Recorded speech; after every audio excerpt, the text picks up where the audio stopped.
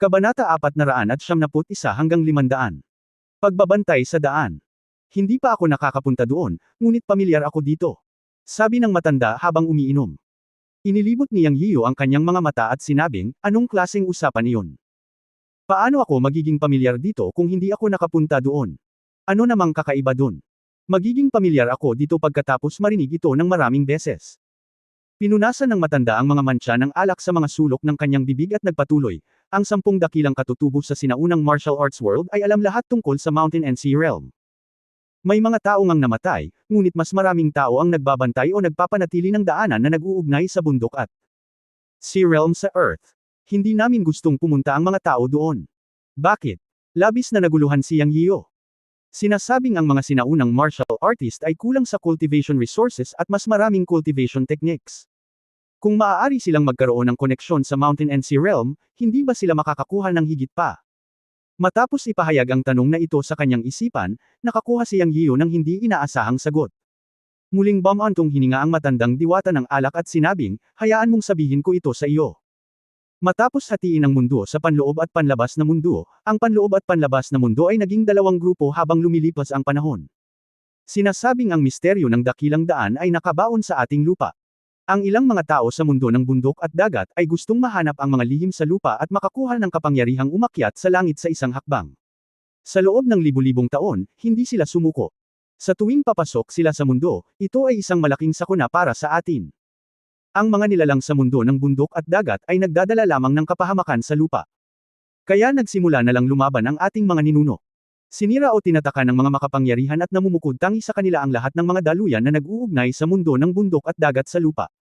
Siyempre, ang ilang mga channel ay hindi maaaring sirain, kaya maaari lamang itong i-sealed. Paano kaya? Bumigay ang mundo ng bundok at dagat. Patuloy na inaatake ng mga tao ang selyo at sinusubukang pumasok. Ito. Ang mga sealed passage na iyon ay binabantayan at pinananatili ng mga nakarating sa Void Realm. Halimbawa, ang ilang mga lihim na lugar ng Tiandao Discussion Land ay talagang mga sipi na nag-uugnay sa Mountain at Sea Realm sa Earth. Sa pagkakataong ito, isa na rito ang bundok Changbay sa Hilagang Silangan. Ang Earth ay pumasok sa Dharma Ending Age. Ang espiritual na enerhiya ng langit at lupa ay paunti-unting payat. Ang epekto ng passage seal ay naging mas malakas at mas malakas. Maaari pa rin nating bantayan ito ng 3 taon bago masira ang daanan sa bundok Changbay sa Hilagang Silangan. Habang binabantayan ang daanan, nabura ako ng demonyong enerhiya at naposes. Lumabas ako sa daanan at kalaunan ay nakilala kita, na nanloko sa akin na bantayan ang iyong bahay. Buong buhay ko ay nalulong ako sa alak. Dahil sa matagal na pag-inom ng iyong espiritual na alak, unti-unting bumabawi ang mga sekwelay ng pag-aari, ngunit hindi ako umalis, at bumalik sa kunlon. Alam mo ba kung bakit? Umiling siyang Yiyo, bakit? Dahil nakikita ko ang pag-asa sa iyo. Ang cultivator na tumutulong sa iyo ay hindi mula sa Mountain and Sea Realm. Ikaw ay tubong Gyosho. Bukod sa anumang bagay, pinahahalagahan mo ang pagkakaibigan at iginaganti mo ang kabaitan. Ito ang dahilan kung bakit ako nananatili upang tulungan kang bantayan ang iyong tahanan. Sa katunayan, maraming magsasaka mula sa Mountain at Sea Realm sa Earth, o mga inapo ng Mountain and Sea Realm, ngunit ang mga taong iyon ay gustong magbukas ng daanan upang makapasok sa Mountain and Sea Realm, ngunit kapag nabuksan na ang daanan, ito ay magiging isang sakuna para sa atin. Pagkatapos magsalita ng matandang diwata ng alak, nagtanong siyang Yiyo, gaano karami ang alam mo tungkol sa mga magsasaka? Not much. Ang alam ko lang ay malalim ang cultivation method nila. Gayunpaman, mahirap para sa mga sinaunang mandirigma na makipagkumpetensya sa mga magsasaka maliban kung mayroon silang lakas ng virtual na kaharian. Sabi ng matanda ng diwata ng alak. Nagtanong muli siyang Yiyo, bakit hindi ka maghanap ng mga magsasaka sa Earth? Sa tingin ko dapat mayroong ilang magsasaka mula sa Mountain and Sea Realm tulad ng Luzuaxi Sisters sa Earth. Hindi naman sa wala, pero bihira lang, at hindi natin sila mapagkakatiwalaan. Sa totoo lang, sa mata ng mga taong iyon sa Mountain and Sea Realm, lahat ng tao sa ating Earth ay isang langgam lang. Maraming mga labanan sa pagitan ng mga magsasaka at mga sinaunang mandirigma sa kasaysayan, ngunit lahat sila ay nabigo sa aming sariling kerahan. Limitado din ito. Ang antas ng paglilinang ng mga maaaring pumunta doon ay hindi lalampas sa antas ng virtual realm, kaya maaari pa rin natin silang harapin. Siyempre, alam ko rin ito sa mga class eco ng sekta. May mga cultivator sa Earth ngayon. Ngunit pinaghihinalaan ko na binuo nila ang kapangyarihan ng Earth. Anyway, gusto lang nilang magbukas ng channel para makapunta ang mga tao mula sa Mountain and Sea Realm. Sa madaling salita, walang makapangyarihang tao sa ating mundo. Kung may totoong Jindan powerhouse, kahit na may manggagaling doon, magkakaroon sila ng reserbasyon at hindi papatayin ang mga inosenteng tao sa Earth.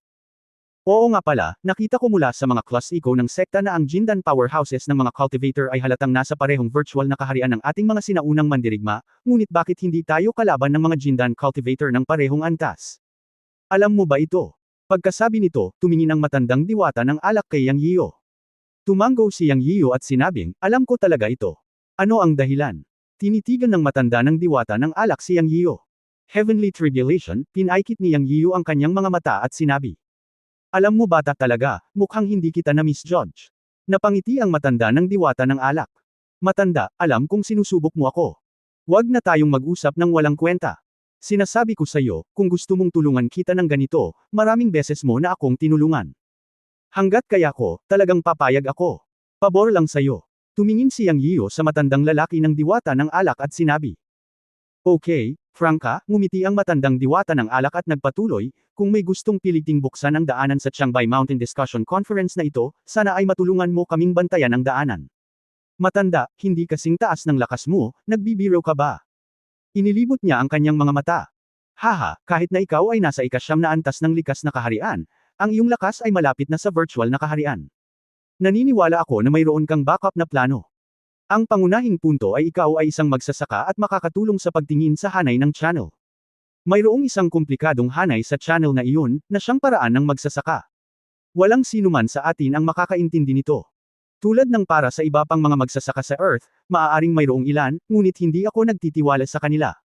Sige, huwag mo na akong hanapin para makipag-away. Baka matingnan ko talaga yung array. Alam ko ang sarili kong timbang. Totoo na sa parehong antas, ako ay lubos na nagtitiwala, ngunit hindi ako sigurado tungkol sa mga sinaunang mandirigma sa virtual na kaharian.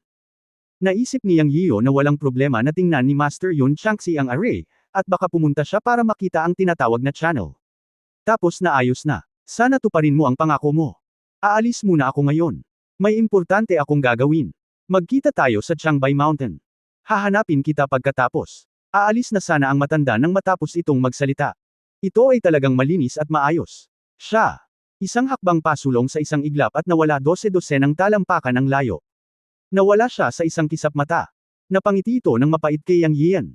Bago pa niya matapos ang sasabihin ay umalis na lang ang matanda.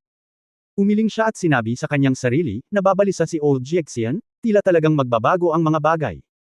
Pagkaraan ng 3 araw, pinangunahan ni Yang Yiyan ang kanyang mga tao sa sinaunang paliparan ng kabisera upang makipagkita sa mga tao mula sa Wudang, at pagkatapos ay tumungo sa Chiangbai Mountain sa Hilagang Silangan. Ang pag-alis ng matandang si Jixian ay lubhang nakagambala sa ideya ni Yang Yiyan na maging isang showman. 10 tao lang ang dinala niya this time. Ang orihinal na plano ay upang dalhin ang lahat ng mga likas na antas ng mga tao ng Yunmen, na nagdagdag ng hanggang sa higit sa 80 mga tao. Ngunit pagkaalis ng matandang si Jixian, kailangan niyang isaalang-alang ang kaligtasan ng Yunmen. Mas mabuting maging ligtas kaysa magsisi. Kung sinamantala ng isang kaaway ang butas upang harapin ang Yunmen, ito ay isang malaking problema. Kaya 10 tao lang ang dinala ni Yang Yiyan, at hindi dinala sina Lu Zuoxi, Zhao Nan at iba pa, dahil lang sa takot sa panganib. Ayon sa matandang si Jixian, maaaring hindi mapayapa ang Xiantian Discussion Conference na ito. Siya. Dinala lamang niya si Wu Mokyo at siyam na casual na sinaunang mandirigma, at nagdala rin si Yang Yiyan ng 3 espiritong hayop. Narinig ko mula kay Chenju na ang Xiantian Discussion Conference ay talagang isang pakikipagsapalaran sa lihim na lugar ng Chiangbai Mountain. Ang layunin ng pagdadala ng 3 espiritong hayop ay natural na hayaan ng mga espiritong hayop na maghanap ng mga kayamanan. Nag-ayos si Chenju ng isang espesyal na eroplano upang ipakita ang secular na kapangyarihan ni Wudang. Nang hapong iyon, nakarating sila sa Lin Province at saka sumakay ng bus. Ayon kay Chenju, ang tunay na lugar para talakayin ang Taoism ay nasa isang kanyan sa Chiangbai Mountain. O ang pasukan sa lihim na lugar ay nasa kanyan. Kapag pumunta ka doon, kailangan mo pa ring pumasok mula sa pasukan. Ang magandang lugar na ito ay matatagpuan sa Timog Silangan ng Zhou Province, katabi ng Half Moon Kingdom sa Timog Silangan. Ito rin ang lugar ng kapanganakan ng mga Manchu at kilala bilang isang banal na lugar sa dinastiyang Qing. May mga kanyan, primitive deep forest, dormant volcanoes, perennial ice peak, waterfalls, at iba pang natural na milagrong nilikha ng kalikasan. Meron. Hindi mabilang na mga alingaungaw at alamat tungkol sa Chiangbai Mountains. Sa madaling salita, puno ito ng misteryo. Hindi na nagulat si Yang Yiyo na may mga daanan at lihim na lugar sa mundo ng bundok at dagat dito. Kabanata 472, Northeastern Hu Family. Sina Wudang at Yunmen, na may kabuuang 20 katao, ay dumiretso sa magandang lugar. Sa pangunguna ni Chen Ju, lumakad sila na parang bundok, diretsyong naglakad sa gitna ng mga talon sa hilaga at timog, dumaan sa magandang lugar at tumuntong sa kagubatan.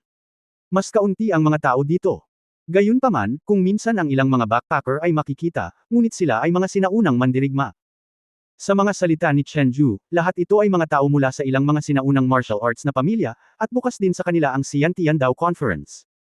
Pagkatapos maglakad ng halos 10 milya, isang lambak ang lumitaw sa paningin.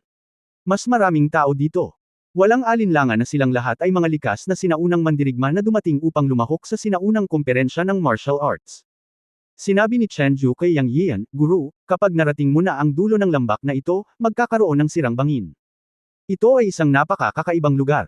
Lumilitaw ang mga bagyo sa buong taon. Ito rin ang panahon upang subukan ang iyong lakas. Kailangan mong tumalon sa 9 na metrong fault layer sa kabilang panig bago ka makahakbang sa lugar ng pagtitipon ng Xiantian Discussion Conference. Mag-ingat sa oras na iyon. Sa ilalim ng bagyo, kung mahina ka o pabaya, mahuhulog ka sa bangin. Well, pinaalalahanan mo ang lahat sa oras na iyon na dapat tayong tumuon sa kaligtasan. Okay. Katulad ni Chen Ju, nang makarating sila sa dulo ng lambak, isang bangin talaga ang lumitaw. Sa kabilang banda ay isang plataporma, na parang bundok na may puwang na naputol ng matalim na espada. Ang dalawang gilid ay 13 metro ang pagitan, at walang mga sukat o tulay. Kailangan mo lang tumalon. Ang tunog ng dagandong ng tigre ay maririnig mula sa malayo sa mga tainga. Ito ang unos na sinabi ni Chen Ju, at mukhang malakas ito. Sa paghusga mula sa hangin at alikabok, ang bagyo ay direktang nag-drill sa kalangitan at hindi makakalipad. Ang magagawa lang nila ay eye level ang sarili nilang lakas at tumalon sa kabilang panig. Kapag tumawid sila, kailangan nilang labanan ang lakas ng bagyo, at kasabay nito, nawalan sila ng balanse at nahulog sa bangin. Nang dumating si Yang Yiyo at ang kanyang grupo sa lugar, nalaman nilang 20-30 tao na ang nagtitipon dito. Ipinakilala ni Chen Ju, ang grupo ng mga tao na dinala ng master ay mula sa pamilya Hu sa Northeast, na isang kahangahangang pamilya. Sinasabing ang pamilya Hu ay may isang banal na hayop. Ang pamilyang ito ay napakamaparaan, at ang lakas at kapangyarihan nito ay pangalawa lamang sa mga sinaunang sekta. Lalo na sa Northeast, walang nang-ahas na pukawi ng pamilya Hu. Nabalitaan na ang pamilya Hu ay may isang matandang halimaw na nabuhay mula sa panahon ng Kangxi hanggang sa kasalukuyan, at malamang na nalampasan niya ang likas na pag-iral. At naging maunlad ang pamilya Hu mula nang itatag ang bansa, at maraming mga likas na tao ang lumitaw. Ang kasalukuyang pinuno ng pamilyang Hu ay tumapak pa sa ika-9 na antas ng likas. Perpekto, sa mga kabataang henerasyon, ang pamilyang Hu, isa sa nangungunang 10 likas na manggagawa ng kasamaan, ay nakaupo sa isang upuan. May isang inapo ng pamilyang Hu na nagngangalang Hu Xianer, na nasa ika-4 na ranggo sa nangungunang 10 manggagawa ng kasamaan. Sayang nasira ang wudang ko. Tunay na tumanggi si Wudang, ngunit umiiral pa rin ang lumang pundasyon ni Yang Yian na Wudang. Ang Wudang Forbidden Land ay ang pagtitiwala ng Wudang. Ang kulang ay ang gap sa kabataang henerasyon. Walang mga henyo. Siyempre, ngayon ay natuklasan o sinadyang nilinang ni Yang Yian ang isang disipulo ni Chen Fengzi, si Yuan Shaolei. Ang batang iyon ay tiyak na magiging pagmamalaki ni Wudang sa loob ng 10 taon. Bakit ka nagbubuntong hininga? May sapat na Yuan Shaolei si Wudang. Nakangiting sabi ni Yang Yian. Oo, hindi masama ang Shaolei ko, hehe, binanggit ni Chen Fengzi ang kanyang disipulong si Yuan Shaolei, namumula ang kanyang mukha, at ipinagmamalaki niya si Yuan Shaolei. Mailalarawan siyang kasing bilis ng kidlat sa kanyang paglilinang.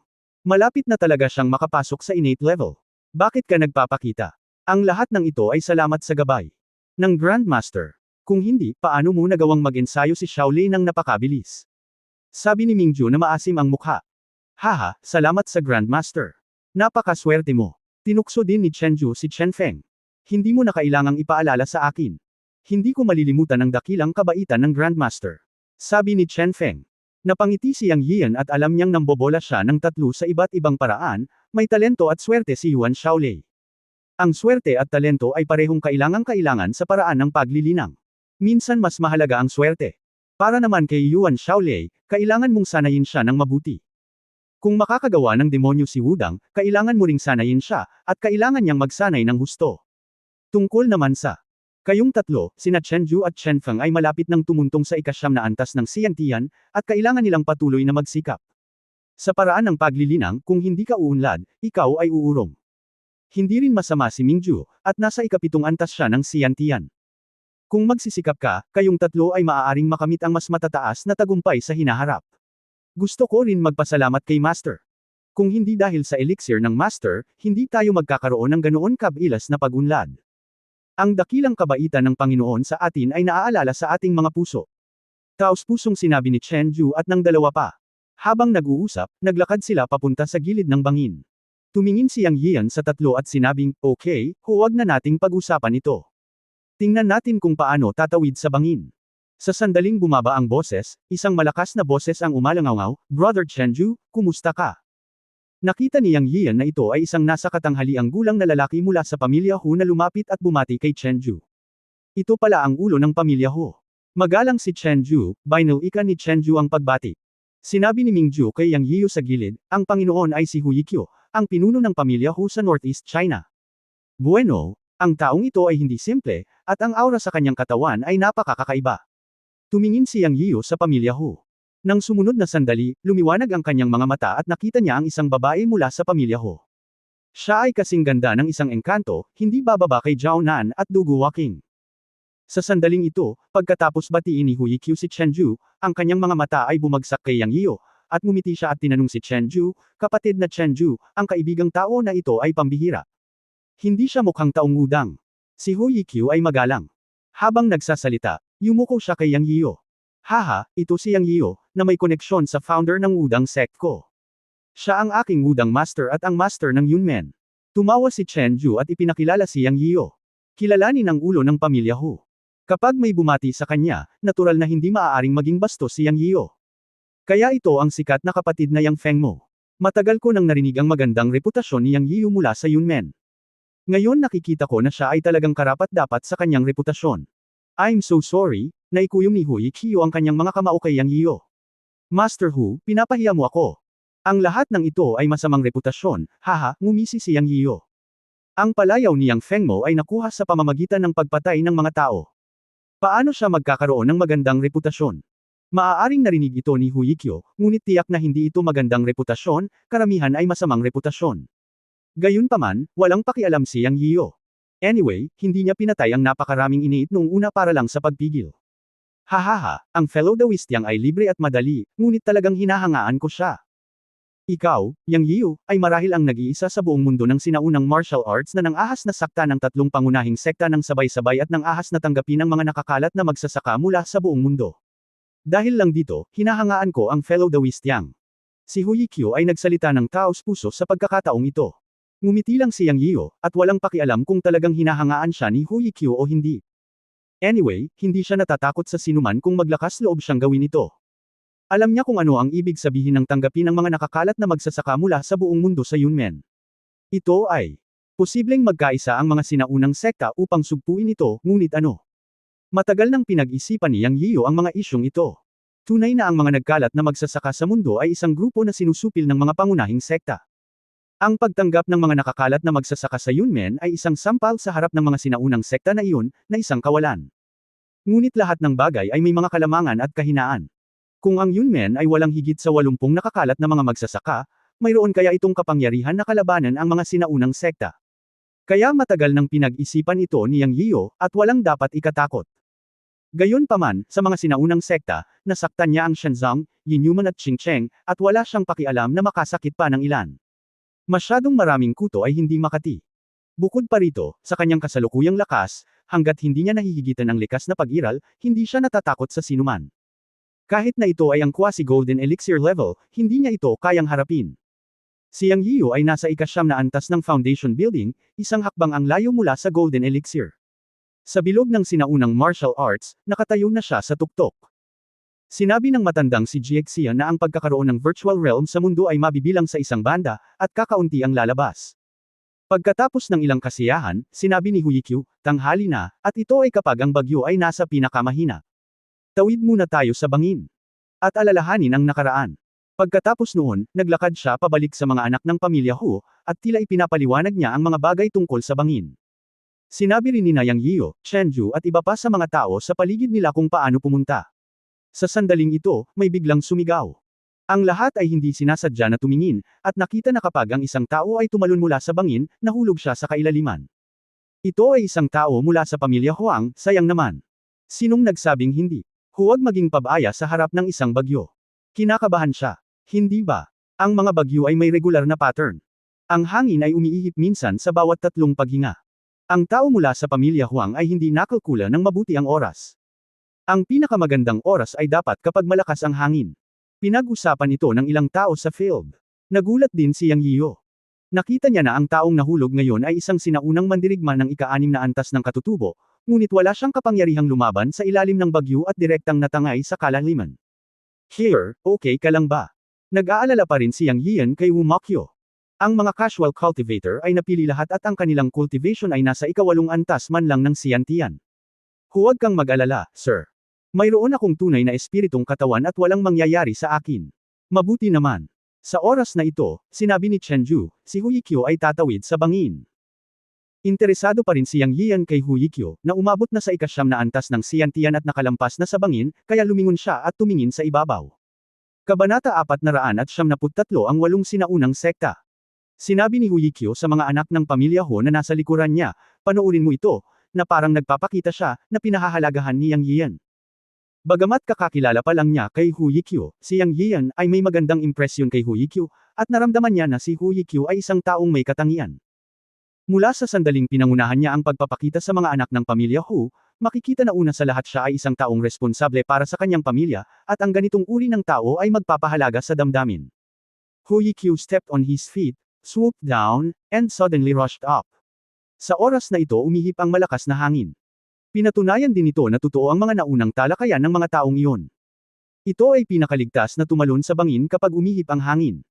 Nang si Hu Yikyo ay nasa gitna ng mga bangin sa magkabilang dulo, kitang-kita ni Yang Yiyan na nanginginig ang kanyang katawan, halatang tinamaan siya ng bagyo, ngunit nakita niya na hindi nagbago ang mukha ni Hu Yikyo, at ang tunay na enerhiya sa paligid niya ay pabago-bago. Tila nilalabanan niya ang lakas ng bagyo, at tila gumagalaw ang kanyang katawan kasabay ng hangin.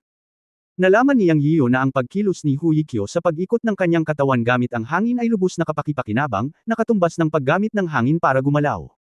Sa isang kisap mata, si Hu Yikyo ay tuloy-tuloy na dumaong sa kabilang bangin, at pagkatapos ay kumaway sa mga miyembro ng pamilyang Hu, na sinenyasan silang tumalon mula sa bangin.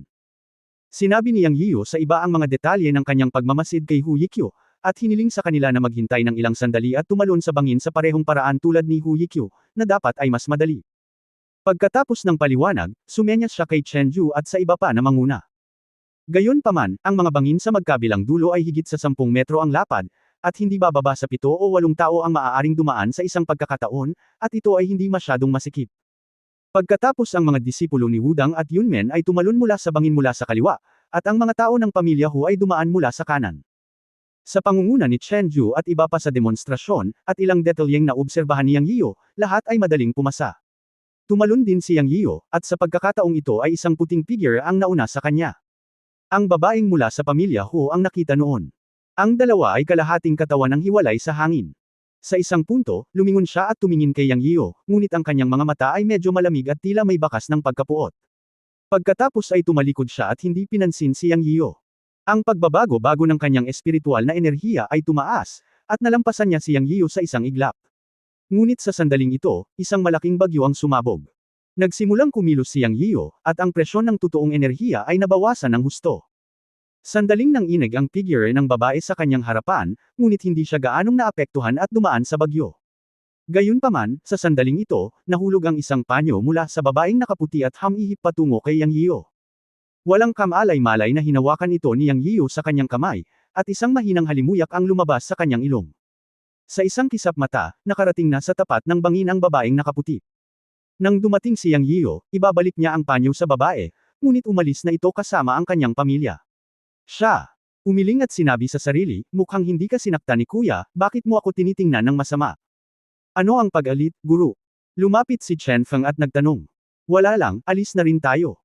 Pagdating namin sa bangin, nakita namin ang isang malaking kanyan na may kakaibang taluktok ng bato sa magkabilang gilid.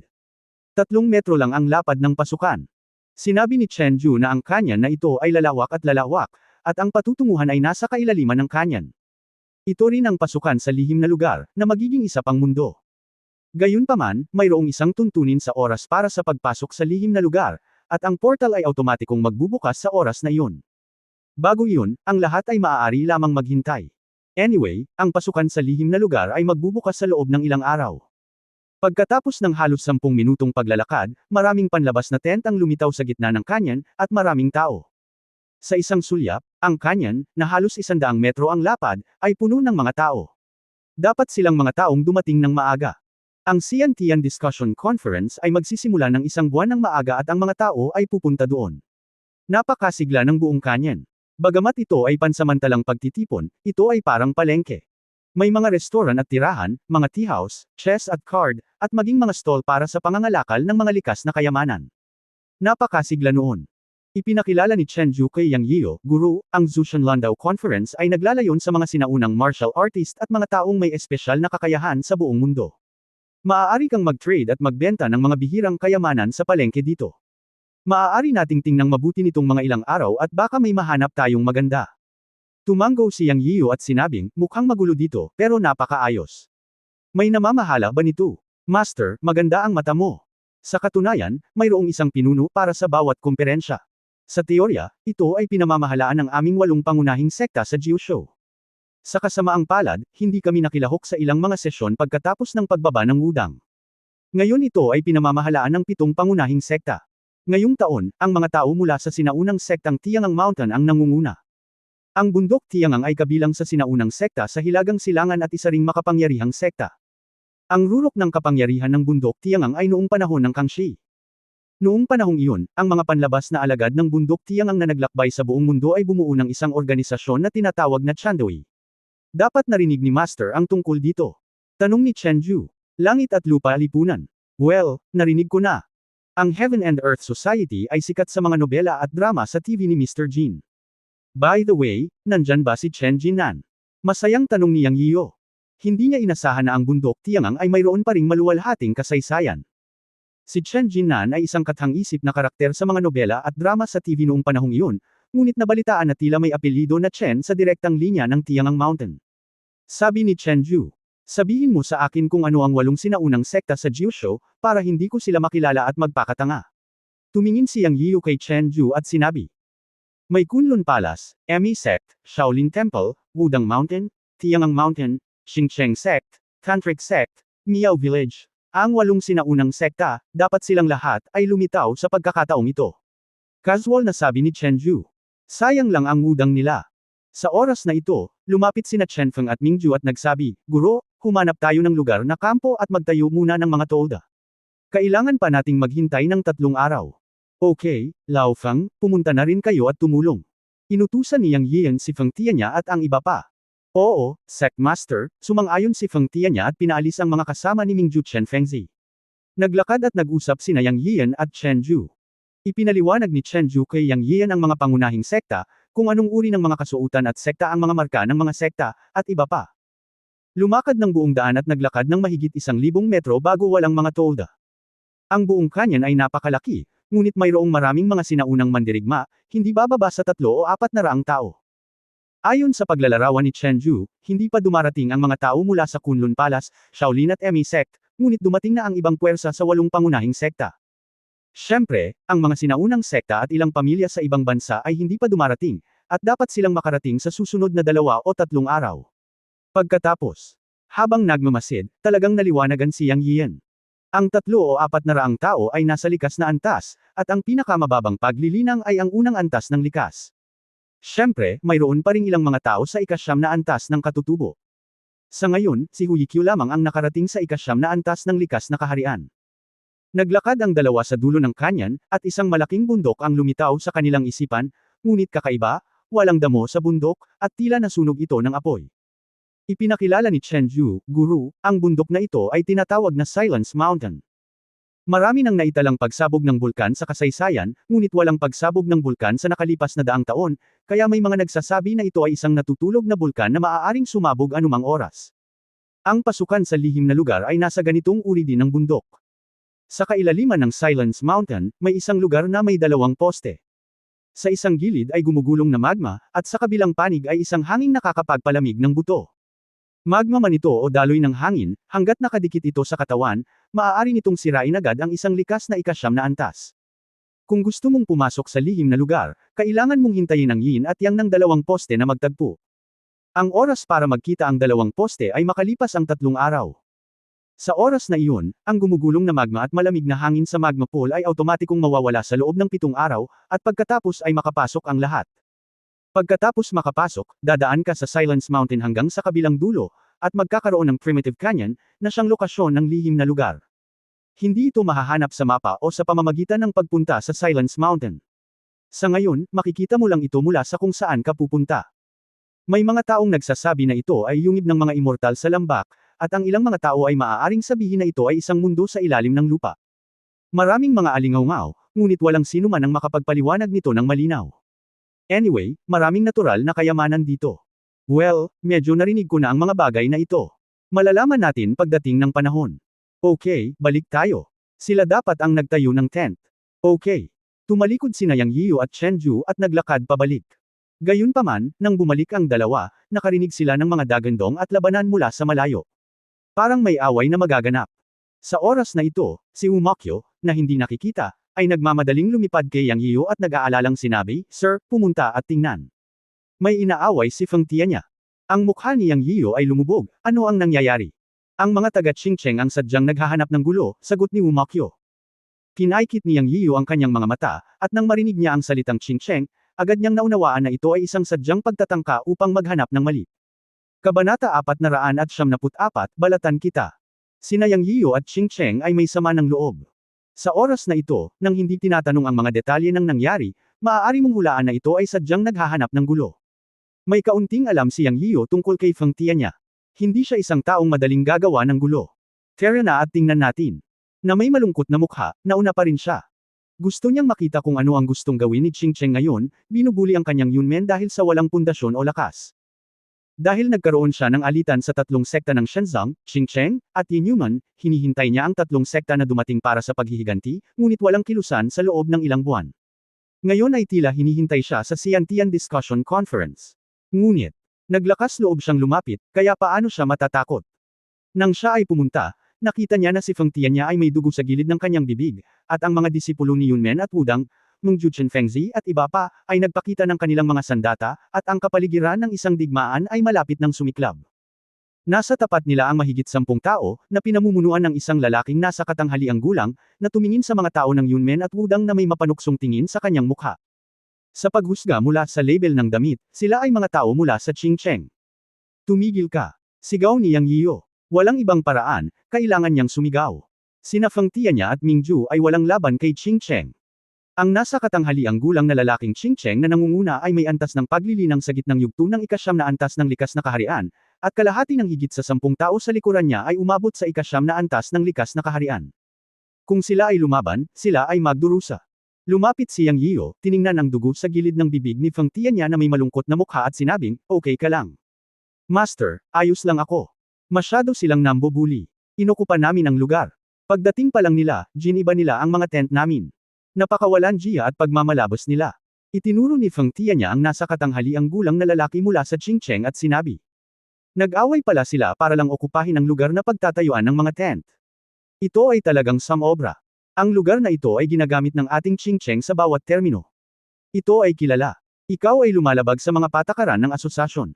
Isang sampal lang ang binibigay ko sa iyo para bigyan ka ng leksyon. Bakit hindi ka kumbinsido? Mayabang na nagsalita ang nasa katanghaliang gulang na lalaki mula sa Qingcheng. Ikaw. Si Feng Tia niya ay agad na nagalit at lalaban na sana. Ngunit pinigilan siya ni Yang Yiyu. Sa oras na ito, mayroon ng mga nanunood.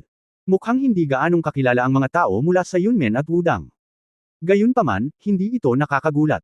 Matapos tumanggi si Wudang, mas kaunting tao ang nagbigay pansin dito. Sa mga taong nagmula sa Wudang, si Chenju lamang ang may mas mataas na antas ng paglilinang, ngunit siya ay nasa ika-8 antas lamang ng Xiantian. Kung siya ay inilagay sa ibang mga lugar at kapaligiran, ang ika-8 antas ng paglilinang ay maaaring ituring na isang master. Ngunit sa Xiantian Discussion Conference ngayon, maaari itong ilarawan bilang maraming Xiantian, at ang ika-9 na antas ng Xiantian ay makikita sa lahat ng dako. Para sa mga tao mula sa Yunmen, lahat sila na sumama kay Yang Yiyu ay mga casual na magsasaka, at walang sinuman sa ikasyam na antas ng Siantian, lalo pa ang pamilyar sa kanila. Tanging si Yang Yiu lamang ang maihahambing sa huling bahagi ng ikasyam na antas ng Siantian, ngunit si Yang Yiu ay isang magsasaka. Matapos niyang pigilan ang kanyang aura, para na siyang ordinaryong tao. At saka, mukhang bata pa si Yang Yiu, kaya sino ang mag-uugnay sa kanya sa isang master sa huling bahagi ng ikasyam na antas ng Siantian? Kahit na ang palayaw na Yang Fengmo ay malawak na kumalat sa sinaunang martial arts world, si Yang Yiu mismo ay hindi nakakita ng maraming tao. Ang mga tao mula sa Qingcheng ay hindi pamilyar na mga mukha, na parang hindi pa nila nakita. Bawat isa sa kanila ay may malakas na aura, at kalahati sa kanila ay nasa ikasyam na antas ng Siantian. Makapangyarihan sila, at hindi niya sineseryoso ang sinuman. Kaya naman mayabang siyang nagsalita. May nagsabi, ito ay si Mu Feiqiu mula sa Qingcheng. Ang mga taong ito ay malalagay sa gulo. Tama na. Si Mu Feiqiu ay palaging nangingibabaw. Ngayon ay oras na para manood ng magandang palabas. Ang lugar na ito ay talagang garrison ng Qingcheng noong nakaraan. Ang mga taong ito ay hindi man lang nagtanong tungkol dito. Sabi na nga, ang mga tao ng Qingcheng ay talagang nangingibabaw. Sinabihan lang nila ang mga tao na lumayo, ngunit binuwag nila ang mga tolde ng mga tao at binugbog ang mga tao ng walang sabi-sabi. Walang maraming mabubuting tao sa mga sektang ito. Siya, hinaan mo ang boses mo at huwag kang manggulo. Sino ang nagbigay daan sa Qingcheng na maging isang sinaunang sekta na may malakas na kapangyarihan? Ito ang katotohanan na ang mundo ang may pinakamalaking kamao. Iyon ay, malinaw na narinig ni Yang Yiu ang mga bulong ng mga taong ito, at agad na nagalit. Sa pagtingin sa nasa katanghaliang gulang na lalaki sa Qingcheng na tinatawag na Mu Feiqiu, ang kanyang mga mata ay puno ng layuning pumatay. Old Feng, ako na ang bahala. Pagkatapos aliwin si Feng Tianya, pinaikit ni Yang Yiu ang kanyang mga mata at tumingin kay Mu Feiqiu at sinabing, bibigyan kita ng dalawang pagpipilian. Isa, dalhin ang iyong mga tao upang muling itayo ang tolde para sa akin, at pagkatapos ay humingi ng tawad sa aking mga tao. Bibigyan kita ng dalawang sampal sa bawat sampal, at hindi kita guguluhin tungkol sa bagay na ito. Ang pangalawa ay ang pagbabalat ng iyong balat. Iminumungkahi ko na piliin mo ang una, paano ito? Pagkatapos sabihin iyon, tumingin si Yang Yiu kay Mu Feiqiu nang nakangiti. Dahil ang mas malaking kamao ay ang katotohanan, hindi niya naisip na gamitin ang kanyang kamao upang harapin ang mga bagay. Hahaha, nang marinig ni Mu Feiqiu ang mga salita ni Yang Yiu, tumawa siya ng malakas na parang narinig niya ang pinakanakakatawang biro sa mundo, at pagkatapos ay tumigil ang pagtawa. Ibinaba niya ang mukha at malamig na sinabi, sino ka sa tingin mo, bata? Sinisipa mo pa ako kapag binigyan kita ng pagkakataon. Naniniwala ka ba na bugbugin kita ng gusto para hindi ka makilala ng nanay mo? Haha, hindi ako naniniwala. Lalong tumindi ang ngiti sa mukha ni Yang Yiu. Boy, napakayabang mo, pero dapat alam mo na kailangan mo ng puhunan para maging mayabang sa sinaunang martial arts world. Maling tao ang napili mo kung gusto mong sumikat. Gayunpaman, maganda ang mood ko ngayon, kaya bibigyan kita ng pagkakataon. Sabihin mo sa akin ang iyong pangalan at kung saang pamilya ka galing, kung hindi ay mamamatay ka at walang aangkin sa iyo. Tinitigan ni Mu Feiqiu si Yang Yiu na may paghamak sa kanyang mga mata. Ito, tiyak na hindi ako ang mamamatay. Ang hari ng impyerno ay hindi maglakas loob na kunin ako, ngunit tiyak na magsusumbong ka sa hari ng impyerno ngayon. Pinaikit ni Yang Yiu ang kanyang mga mata at sinabi, naghahanap ng kamatayan, gawin mo muna akong baldado. Si Mu Feiqiu ay mukhang magaspang, ngunit siya ay talagang misteryoso. Nang tumingin sa kanya si Yang Yiu, walang takot sa kanyang mga mata, na naging dahilan upang medyo hindi sigurado si Mu Feiqiu. Gusto niyang malaman kung anong uri ng matandang lalaki si Yang Yiu, ngunit ang mga salita ni Yang Yiu ay masyadong nakakagalit.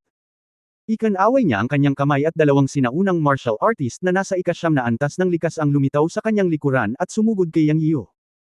Tiningnan ni Yang Yian ang dalawang likas na 9th level na mga sinaunang mandirigma na sumusugod sa kanya, malamig na bamantong hininga, at sa halip na umatras, ikinuyom niya ang kanyang mga kamao at inilipat ang kanyang tunay na enerhiya upang salakayin ang dalawa ng walang pag-aalinlangan. Ang malakas na aura ay sumugod mula sa katawan ni Yang Yian, at sa isang iglap, nagbago ang mukha ng dalawang disipulong Qingcheng na sumalakay sa kanya. Sa takot, gustong sumipa ng dalawa, ngunit huli na ang lahat, at hinarap nila ang mga kamao ni Yang Yian. Bang! Mayroong dalawang mapurol na tunog, at ang mga hiyawan ay may halong tunog ng mga bilang buto. Ang tunay na enerhiya ni Yang Yian ay ganap na kumalat, at direkta niyang binali ang mga braso ng dalawang tao at hinampas sila ng malakas sa dibdib gamit ang kanyang mga kamao. Maging ito ay bilis o lakas, ito ay sinamahan ng isang malakas na espiritual na pagbabago-bago. Sa isang kisap mata, ang dibdib ng dalawang taong Qingcheng ay direktang bumagsak ng mga kamao ni Yang Yian. Pagkatapos sumigaw, nagsuka sila ng dugo at bumagsak sa lupa na may putok ng alikabok. Nawala na sila ng buhay. Ang dalawang Qingcheng innate 9th level ancient warriors ay pinatay ni Yang Yiyan sa isang engkwentro. Haze. Napabuntong hininga ang mga nanunood sa labas ng field. Sa oras na ito, parami ng parami ang nagtitipon sa paligid, kabilang ang mga anak ng pamilyang Northeast Ho. Fuck, masyadong mabangis ang taong ito, nakapatay siya ng dalawang likas na 9th level beginner sa isang segundo, sino siya? Isang anak ng pamilya Ho ang nagsabi, Yang Yiyu mula sa Yunmen, nakikilala ko siya, malakas siyang nagsalita, na parang natatakot na hindi siya marinig ng iba. Yang Yiyu, si Yang Fengmo kaya. Ang Yang Yiyu na pumatay ng 15 katutubo at nanguudyok sa tatlong sekta ng Shenzong, Yinyuman, at Qingcheng ng sabay. Ilan ang Yang Yiyu sa sinaunang martial arts world? Siya iyon, ngunit hindi ka alam. Narinig ko na winasak ni Yang Fengmo ang sinaunang martial arts na pamilya Hong sa Financial City. Mayroon ding mga tao mula sa tatlong sekta noong araw na iyon, at lahat sila ay pinatay niya. Mukhang mahigit 100 innate ang pinatay niya. Hindi, narinig ko na pinatay ni Yang Fengmo ang 2 o 300 sinaunang martial artist. Dapat 5 o 600. Ang mga talakayan ng mga nanunood ay naging mas pinalaki, ngunit ang pagkakakilanlan ni Yang Yiyu ay nahayag sa wakas. Si Mu Feiqiu, ang taong kasama sa mga talakayang ito, ay natural na nakarinig sa kanila, ngunit ang kanyang mukha ay namutla sa sandaling ito. Alam ng lahat na si Yang Yiyu ay isang disipulo ng Qingcheng, at siya ay nakalista bilang numero 1 kaaway ng Qingcheng. Nang umatake si Yang Yiyu, biglang lumakas ang kanyang aura, na ikinagulat ni Mu Feiqiu. Mula sa aura ni Yang Yiyu, naramdaman niya na ang kanyang lakas ay tiyak na lumampas sa intermediate strength ng ika-9 na antas ng Xiantian, na ikinagulat ni Mu Feiqiu. Gayunpaman, ang mas nakakagulat ay napatay ni Yang Yiyu ang 2 disipulong Qingcheng sa isang engkwentro. Ang kanyang pag-atake ay kasing bilis ng kidlat at ang kanyang pag-atake ay walang awa. Gusto siyang pigilan ni Mu Feiqiu ngunit wala siyang oras. Nakatingin kay Yang Yiyu, sinabi ni Mu Feiqiu sa nanginginig na boses, Ikaw. Ikaw ang Diablo Yang Yiyu. Oo, ang aking Young Master, ngayon na ang iyong turn, talagang hindi kailangan ni Yang Yiyu ng sinuman na mga api ng sinuman sa Yunmen, lalo na si Feng Tia niya at iba pang mga casual na magsasaka na kakasali lang sa Yunmen. Dapat niyang pangasiwaan ang mga ito. Papatayin niya itong si Mu Feiqiu ngayon. Kabanata 475 Alinman sa isang baliw o isang tanga. Nagulat ka ba? Isang hakbang pasulong si Yang Yiyu at sinampal si Mu Feiqiu gamit ang kanyang palad. Sabi nga sa kasabihan, ang reputasyon ng isang tao ay parang anino ng puno. Malaki pa rin ang bigat ng reputasyon ni Yang Yiyu bilang Yang Fengmo sa sinaunang martial arts world, lalo na para sa tatlong sekta na may sama ng loob kay Yang Yiyu. Halimbawa, ang mga tao ng Qingcheng ay may psikolohikal na anino. Halos 20 tao sa Qingcheng ang namatay sa kamay ni Yang Yiyu. Sa background ng iba't ibang bersyon ng chismis, si Mu Feiqiu ay natatakot pa rin. Pagharap sa sampal ng palad ni Yang Yiyu, naramdaman ni Mu Feiqiu ang presyon na parang tidal wave. Nagbago ng gusto ang mukha niya. Hindi siya nang ahas na maging pabaya. Sinubukan niyang lumaban at sumigaw sa mga taong nasa likuran niya, pumunta kayo at tanungin ang ninuno. Ang Qingcheng ay may ninuno sa tuktok ng ika-9 na antas ng likas na kaharian na lalabas sa oras na ito. Nakatagpo na niya ngayon ang mga matandang halimaw mula sa ibang mga sekta. Naisip ni Mu Feiqiu ang ninuno ng mahusay na pagiging perpekto ng ika-9 na antas ng likas na kaharian sa unang pagkakataon. Ang malakas na cultivation aura ni Yang Yiyu, sa mga mata ni Mu Feiqiu, ay maaari lamang hilingin sa ninuno na patayin si Yang Yiyu. Siya mismo ay hindi sigurado. Boom! Malakas na nagbanggaan ang magkabilang panig. Ubo-ubo, puff. Agad na samuka ng dugo si Mu Feiqiu. Tumingin si Yang Yiyu kay Mu Feiqiu na lumipad pa atras at bumagsak sa lupa na sumusuka ng dugo, na may ngiti sa kanyang mga labi, at hakbang-hakbang na naglakad patungo sa kanya, puno ng lamig ang kanyang boses, kung binubuli mo ang aking Yunmen, babalatan ko ang iyong balat kung sasabihin ko. Nagulat si Feng Tia niya at ang iba pang nasa likod ni Yang Yiyu nang marinig nila ang mga salita ni Yang Yiyu, at agad na namula ang kanilang mga mata. Sila ay palaging independenteng magsasaka, walang anumang sekta, paaralan o background. Saan man sila magpunta sa sinaunang martial arts world, sila ay inaapi at minamaliit. Kailan ba nila naisip na tinulungan sila ni Yang Yiyu na ilabas ang kanilang galit at protektahan ang kanilang mga anak ng ganito? Isang kasinungalingan ang sabihing hindi sila naantig. Tumingin si Feng Tia niya sa likod ni Yang Yiyu na may pulang mata at sinabi sa mga taong nakapaligid sa kanya, napakaswerte namin na nakilala namin ang isang matalinong pinuno gaya ng Sect Master. Magiging sulit ito kahit na mamatay tayo sa hinaharap. Naaalala ng lahat ang sinabi ko. Mula ngayon, tayo ay mga taong Yunmen sa buhay at mga multo ng Yunmen sa kamatayan. Huwag kang mag-alala, Elder Feng. Dahil lamang sa paninindigan ng Sect Master para sa atin ngayon, handa tayong mamatay kahit na ang ibig sabihin nito ay kamatayan. Tama, kami ay mga taong Yunmen sa buhay at mga multo ng Yunmen sa kamatayan. Maraming casual na magsasaka ang tunay na napanatag sa oras na ito at naantig sa pag-iingat ni Yang Yio. Si Mu Feiqiu, isang marangal na 9th level intermediate cultivator, ay hindi natalo sa pag-atake ni Yang Yio. Sa wakas ay nakaramdam siya ng takot at alam niya kung gaano kalakas si Yang Yio. Sa pagharap sa nakangiting paglapit ni Yang Yio, ang mga mata ni Mu Feiqiu ay simpleng hari ng impyerno na nagnanais ng kanyang buhay. Umupo siya sa lupa at mabilis na umatras, na may takot na sinabi, ikaw, huwag kang lalapit. Natatakot ka ba? Ngumisi si Yang Yio at patuloy na lumapit kay Mu Feiqiu ng hakbang-hakbang, na tinatakot siya hanggang sa mamatay. Yang Yio, ikaw, hindi ka pumunta dito, ako. Ibibigay ko sa iyo ang istasyon, sa wakas ay umatras si Mu Feiqiu, at nawala ang kanyang dating kay-abangan, napalitan ng takot na mukha. Haha, tapos na, maghandang mamatay, pinaikit ni Yang Yio ang kanyang mga mata, iniunat ang kanyang kamay, at isang malaking kamay ang nabuo sa ilalim ng pagtitipon ng totoong enerhiya, at pumunta kay Mu Feiqiu. Gusto niyang tanggalin ang balat ni Mu Feiqiu at itatag ang kanyang prestihiyo sa Xiantian Discussion Conference, para malaman ng lahat na siya ay isang disipulo ni Yunmen, at hindi siya ma-provoke ng iba. Kung siya hindi nagtatatag ng kanyang prestihiyo sa hinaharap, lahat ng uri ng pusa at aso ay maaaring dumating at ay bully ang mga alagad ng Yunmen. Nang akmang kikilos si Yang Yio, dalawang dagandong ang tumunog sa kalangitan. Tumigil ka. How dare you? Nakita ni Yang Yio ang dalawang figure na lumilipad mula sa 12-12 metro ang layo, at naramdaman niya na sila ay ang pagkakaroon ng ika-9 na antas ng Xiantian Great Perfection. Hindi na kailangang sabihin, siya ang dapat na ninuno ni Qing Cheng. Natural na narinig niya ang mga salita ni Mu Feiqiu na, go and invite the ancestor, kanina lang, pero hindi niya pinansin ang taong umalis. Dahil nang ahas siyang kumilos, hindi siya natakot sa paghihiganti. Ngayon, hindi na siya ang Yang Yian na natatakot sa kahihinatnan. Sa halip, mayroon siyang matibay na pundasyon ng ika-9 na antas, may hahambing sa ika-9 na antas ng sinaunang martial arts. Matatawag din siyang malakas na tao sa sinaunang martial arts world. Hanggat hindi niya nakatagpo ang gintong elixir, hindi talaga siya natatakot sa sinaunang martial arts na umabot sa ika-9 na antas ng likas na pagiging perpekto. Gamit ang Dragon Slaying Sword sa kanyang kamay, ang malakas na totoong chi sa kanyang katawan, at ang magic sa kanyang isip, ano ang dapat katakutin? Binaliwala ang dalawang boses ng babala na ito, nginisya ni Yang Yian, hinawakan si Mu Feiqiu sa kanyang kamay, at hinagod siya mula ulo hanggang paa. Agad na sumigaw si Mu Feiqiu. Pagkatapos ay may dagdag na balat si Yang Yian sa kanyang kamay, at si Mu Feiqiu ay dinurog din niya hanggang sa mamatay. How dare you, munting magnanakaw. Bakit mo ginagawa ito, kapwa Daoist? Dalawang figure ang dumating sa isang iglap. Sa oras na ito, may isang taong nagulat na bumulalas, oh my goodness, ito ay ang ninuno na si Mu Daoran mula sa Qingcheng at Chen Yunfeng mula sa Tiangang Mountain.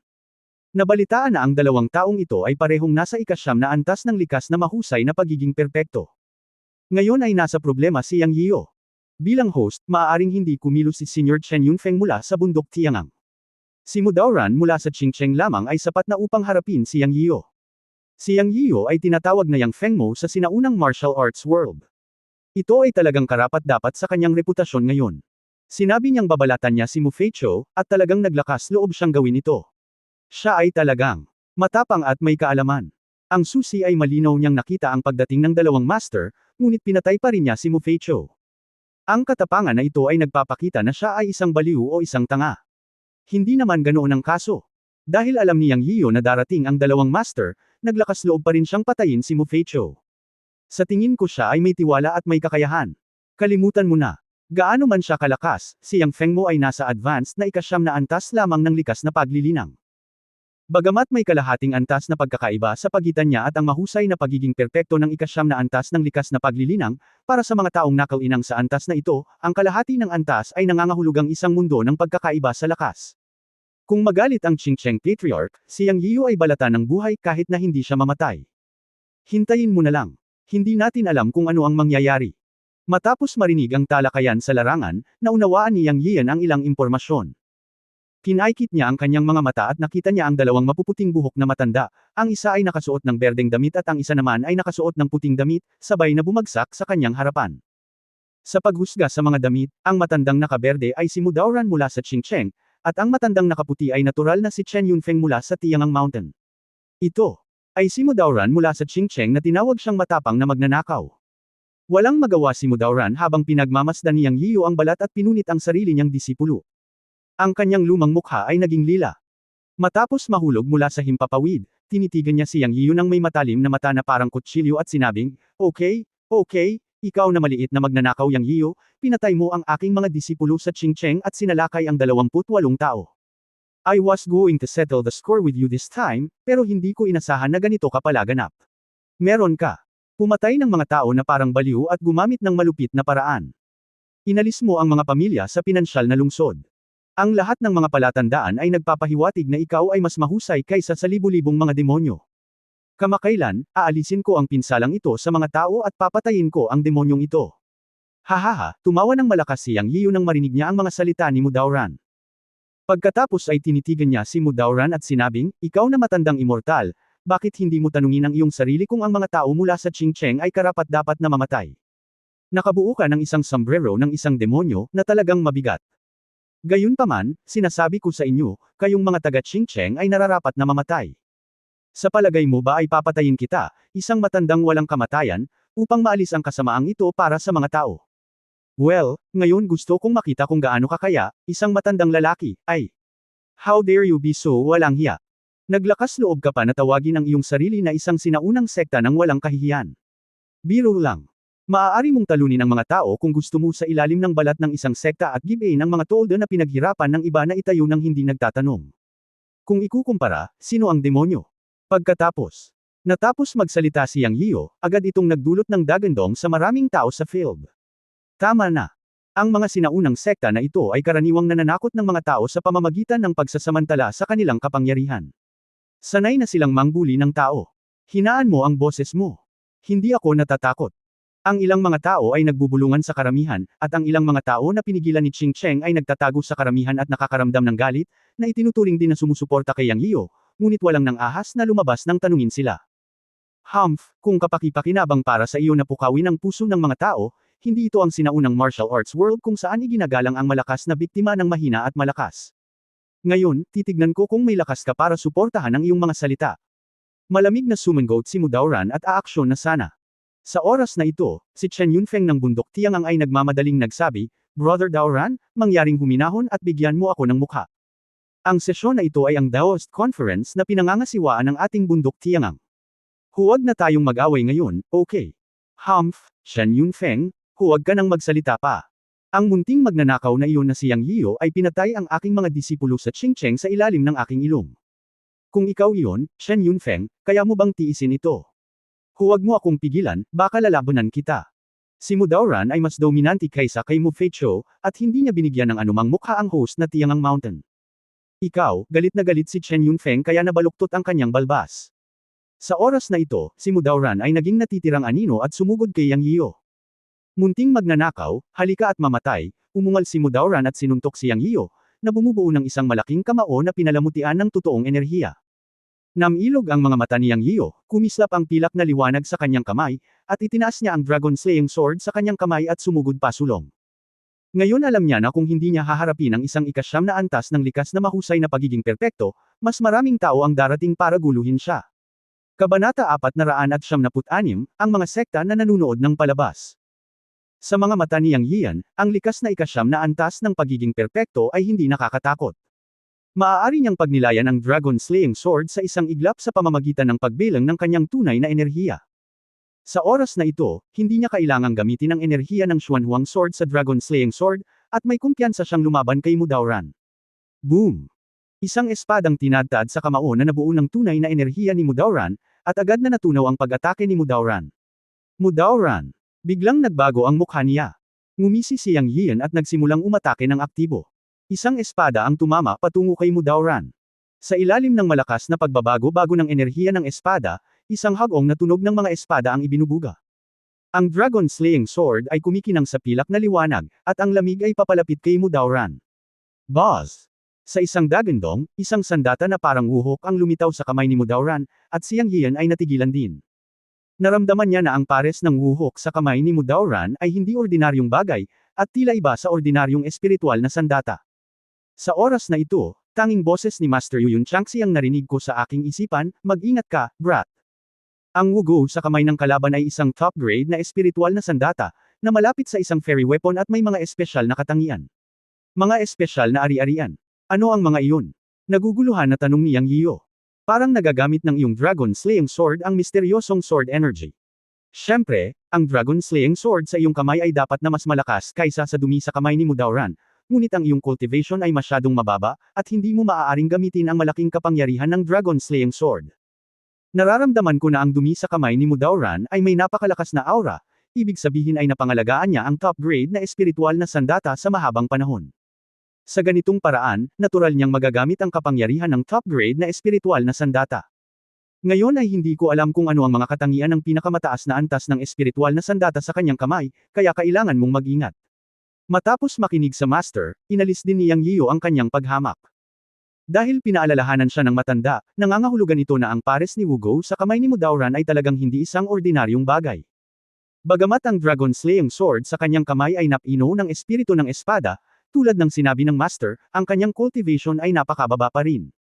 Kahit na may hawak siyang fairy weapon, magagamit lang niya ito bilang spiritual weapon.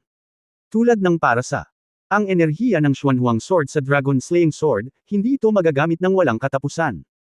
Ito ay ginagamit ng isang beses at ito ay ginagamit ng mas kaunti. Sa mahigpit na pagsasalita, ang enerhiya ng Xuanhuang Sword ay hindi katangian ng Dragon Slaying Sword. Ito ay pakinabang lamang ng espiritu ng Dragon Slaying Sword pagkatapos niyang pinuhin. Gayunpaman, ang enerhiya ng Xuanhuang Sword ay hindi muling nabuo, at maaari lamang itong gamitin ng 3 beses. Bagaman, ang tono ni Yang Yian ay mapanlate kay Mudauran, hindi siya naging pabaya. Sinabi ng master na sa mundo ng paglilinang, huwag maliitin ang sinumang kalaban. Ang pag-flip ng bintana sa gutter ay kadalasang tumataob kapag minamaliit mo ang iyong kalaban. Nakachat ko noon si Shifei Yun Changxi, at naaalala ko na sinabi niya na ang mga taong naghahanap ng tao ay pinakamahusay na magbalat kayo. May mga cultivator sa panahon ng Chi Refinang na pumatay kay Jin Dani sa ilang segundo sa mundo ng cultivation, at medyo marami sila. Kaya hindi mo maaaring maliitin ang sinumang kalaban. Pero in terms of momentum, hindi ka matatalo, you can be as high profile as you can. Sa sandaling ito, sa pagharap kay Mudauran, gustong hamakin siya ni Yang Yian, at mas mabuti kung mailantad niya ang kanyang sarili, upang maapektuhan niya ang kanyang isipan at ibunyag ang kanyang mga kapintasan, na lumikha ng mga pagkakataon para sa kanyang sarili. Malungkot ang mukha ni Mudauran, at lubos siyang kumpiyansa sa paghawak ng Wugo sa kanyang kamay. Sa katunayan, sa mga mata ng mga tagalabas, nakita nilang lahat ito bilang Wugo, ngunit si Mudauran lang ang nakakaalam sa kanyang puso na ito ay isang pares ng top grade na magic weapon. Umasa siya sa pares ng magic na sandata na ito sa kanyang mga kamay para magkaroon ng magandang reputasyon sa sinaunang martial arts world, at nakarating na siya hanggang sa kasalukuyan. Ang mga mahiwagang sandata sa kanyang mga kamay ay hindi kailanman binaygo sa kanya. Ngunit ngayon, nang lumabas ang espada ni Yang Yian, medyo nagulat si Mudauran. Hindi niya alam kung saan nanggaling ang espada sa kamay ni Yang Yian, ngunit naramdaman niya ang kakaibang hininga na nagmumula rito. Maaaring ang nasa kamay ng batang ito ay isa ring top-grade magic weapon. Hula ni Mudauran sa kanyang puso, pagkatapos ay umiling, at naramdaman na imposible ito. Ang top-grade magic weapon ay hindi isang ordinaryong magic weapon. Ang buong mundo ng sinaunang martial arts ng Jiushou ay may iilan lamang sa kanila, at lahat sila ay nasa kamay ng ilang malalaking sinaunang sekta. Kalahati ng 8 pangunahing sekta sa Jiushou ay walang pinakamataas na uri ng magic weapons.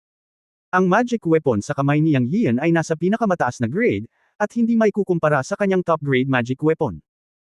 Matapos hikayatin ni Mudauran ang kanyang tunay na diwa sa isang pares ng Wugo, ang Wugo sa kamay ni Mudauran ay biglang naging apoy sa mga mata ni Yang Yian, at ang malamig na hangin sa kanyang kanang kamay ay dumidiin. Ngunit ito ay ang katangian ng tubig at apoy. Tama ang sinabi ng matanda. Ang pinakamataas na antas ng espiritual na sandata sa mga kamay ng walang kamatayang si Mudauran ay talagang may mga katangian. Bulong ni Yang Yian sa kanyang puso, at siya ay mas nakaka-relax. Ngayon ay hindi niya alam kung ano ang katangian ng magic weapon sa kamay ni Mudauran, kaya kailangan niyang mag-ingat. Sa sandaling ito, pareho silang lumitaw na may mga mahiwagang armas, at nang magtama ang kanilang mga mata, tumaas ang kanilang mga aura. Sa isang iglap lang ang laban. Parami ng parami ang mga manunood na nanunood mula sa gilid, at ilang sinaunang sekta ang dumating pagkatapos marinig ang balita. Sa oras na ito, sunod-sunod na dumating sina Kunlun, MA, at ilang iba pang sinaunang sekta sa ibang bansa na hindi dumating, at hindi sila naakit na pumunta pagkatapos marinig ang balita. Sa grupo ng Kunlun, sinamahan ni Zhang Qinren ang Kunlun Grand Elder at pinangunahan ang mga disipulo ni Kunlun na tumayo sa mataas na lugar sa labas ng field, pinapanood sina Yang Yiyo at Mudauran. Si Ling Zuzi, Ang kontemporaryong dakilang elder ng Kunlun na may walang kamatayang hitsura at puting buhok at mukha ng kabataan, ay siya ring pinakamatandang nakatatandang kapatid ng amo ni Zon Qingren. Kinusot niya ang kanyang mga mata at tumingin sa gitna ng field at tinanong si Zon Qingren sa tabi niya, "Qingren, nakilala mo si Yang Yiu? Sa tingin mo ba ay may tsansa si Yang Yiu na manalo laban kay Mudauran?" "Great Elder, hindi ko masasabing sigurado. Sa huling pagkakataon na nakita ko si Yang Yiu, nasa elementarya lamang siya ng ika-9 na antas ng likas na kaharian. Wala pang 3 buwan, naabot na niya ang advanced na antas ng ika-9 na antas ng likas na kaharian. Bihira ang batang ito na mabilis magtanim. Bukod dito, mayroong isang napakakakaibang aura kay Yang Yiu na nagpapahirap na makita sa pamamagitan niya. Nakipag-away ako sa kanya. Bagamat ang presensya ni Uncle Leiting ang huminto sa amin noong nakaraang pagkakataon at hindi napagdesisyonan ang nanalo, tiyak na hindi ginamit ni Yang Yiu ang kanyang buong lakas. Bagamat si Mudauran ay nasa mahusay na pagiging perpekto ng ika-9 na antas ng likas na kaharian, maaaring hindi niya matalo si Yang Yiu. Siyempre, hula ko lang ito. Sabi ni Zon Qingren na may ningning sa kanyang mga mata. Haha, maaari mo talagang purihin si Yang Yiu para sa kanyang pambihirang paglilinang. Ang hirap makarinig ng ganyan mula sa'yo. Kaya't si Yang Yiu ay talagang antas ng demonyo. Si Yang Yiu ay maaaring pahalagahan ng iyong tiyuhin na si Leiting, kaya dapat ay mayroon siyang kakaiba. Naniniwala ako sa tiyuhin mong si Leiting. Sa nakalipas na 500 taon sa Kunlun, ikaw lang ang makakapantay sa iyong tiyuhin na si Leiting. Mabilis na naglilinang si Yang Yiu, at hindi ka rin masama. Pagkatapos ng higit sa 2 buwan, naka-advance ka na rin sa advanced na antas ng ika-9 na antas ng likas na kaharian. Sabihin mo sa akin kung gaano ka kumpiyansa kung kaharap mo si Mudauran. Nakangiting sabi ni Ling Zuzi. Nang tanungin tungkol sa kanyang sariling lakas, si Zon Qingren ay hindi mahinhin. Napangiti siya at sinabing, si Mudauran ay sumasakop lamang sa isang lugar sa sinaunang martial arts world dahil mayroon siyang napakahusay na magic weapon sa kanyang kamay. Kung kaharap ko siya, papatayin ko siya sa loob ng 100 galaw. Oh, ayon sa sinabi mo, maaari ring patayin ni Yang Yiu si Mudauran. Tumingin si Ling Zuzi kay Zon Qingren, ang kanyang pamangkin, at nagtanong ng may pagmamalaki kay Kunlun. Mahirap sabihin, anyway, pakiramdam ko napakasama ni Yang Yiu. Kung lalabanan ko siya, hindi sigurado kung sino ang mananalo o matatalo. Sabi ni Zon Qingren, nakatingin sa field.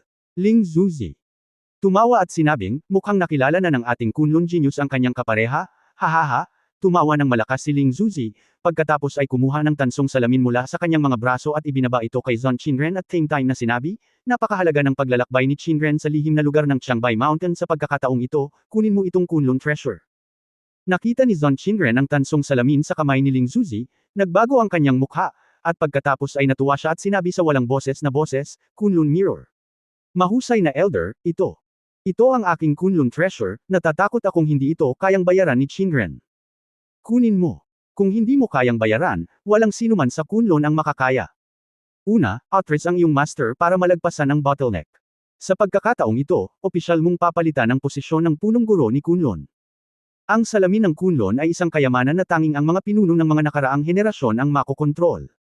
Pangalawa, 3 araw na ang nakalipas, ang iyong tiyuhin na si Leiting ay bumalik sa Kunlun at natagpuan ako at ang iyong Panginoon. Pumayag siya na papalitan mo ang posisyon ng punong guro ni Kunlun, at partikular na inutusan si Qiangbei na pumunta sa gitna ng lihim na lugar upang ipasa ang salamin ng Kunlun sa iyo, dahil ang iyong tiyuhin na si Leiting ay may mahalagang bagay na gagawin mo sa lihim na lugar. Siyempre, sinabi rin niya na kahit na ikaw, si Yang Yiu ay isa rin sa kanila, at nandyan din ang halimaw mula kay Ma, Hushiar mula sa Northeast Hu family, at iba pa. At ikaw, ang iyong tiyuhin na si Leiting ay pumili ng 6 na tao sa pagkakataong ito. Ang nangungunang 5 sa 10 manggagawa ng kasamaan ay narito lahat. Kung ano ang gagawin, huwag magtanong. Matapos makapasok sa lihim na lugar, kukontakan ka ng iyong tiyo Leiting. Partikular din niyang sinabi na si Yang Yiu ay isang lalaking nagpapahalaga sa pagkakaibigan at maaaring maging malapit na kaibigan. Matapos makapasok sa lihim na lugar, umaasa ang iyong tiyo Leiting na magkakasundo kayo ni Yang Yiu para makumplito mo ang mga bagay na ipinagagawa niya sa iyo. Ang Kunlun Mirror ay para sa iyong pagtatanggol sa sarili. Sa pamamagitan ng paraan, ang kahangahangang paggamit ng Kunlun Mirror ay malalaman pagkatapos itong pinuhin. Bagamat isa rin itong top-grade magic weapon, ang Kunlun Mirror, ang kayamanan ng aking Kunlun, ay hindi isang ordinaryong magic weapon. Ito ang unang magic weapon. Ang kayamanan na ito ay maaaring gawing mas madaling gamitin sa lihim na lugar. Matapos makinig sa mga salita ng dakilang elder na si Ling Zuzi, talagang nabigla si Zon Qingren at nagtanong, Tiyo Leiting. Ang iyong tiyuhin na si Lei Ting ay nagkaroon ng ilang mga problema sa kanyang memorya noon. Hindi na niya maalala ang nakaraan at nakabawi sa huli. Ngunit pagkagising niya, pinagmamasdan niya si Yang Yiyo sa Yunmen sa Yang Yiyo, kaya hindi siya umalis. Sa huling pagpunta mo sa Yunmen, hindi ka nakilala ng iyong tiyuhin na si Lei Ting dahil sa sarili niyang mga plano. Gayunpaman, mataas ang inaasahan niya sa iyo, kung hindi ay hindi niya naipapasa sa iyo ang isang kayamanan gaya ng Kunlun Mirror.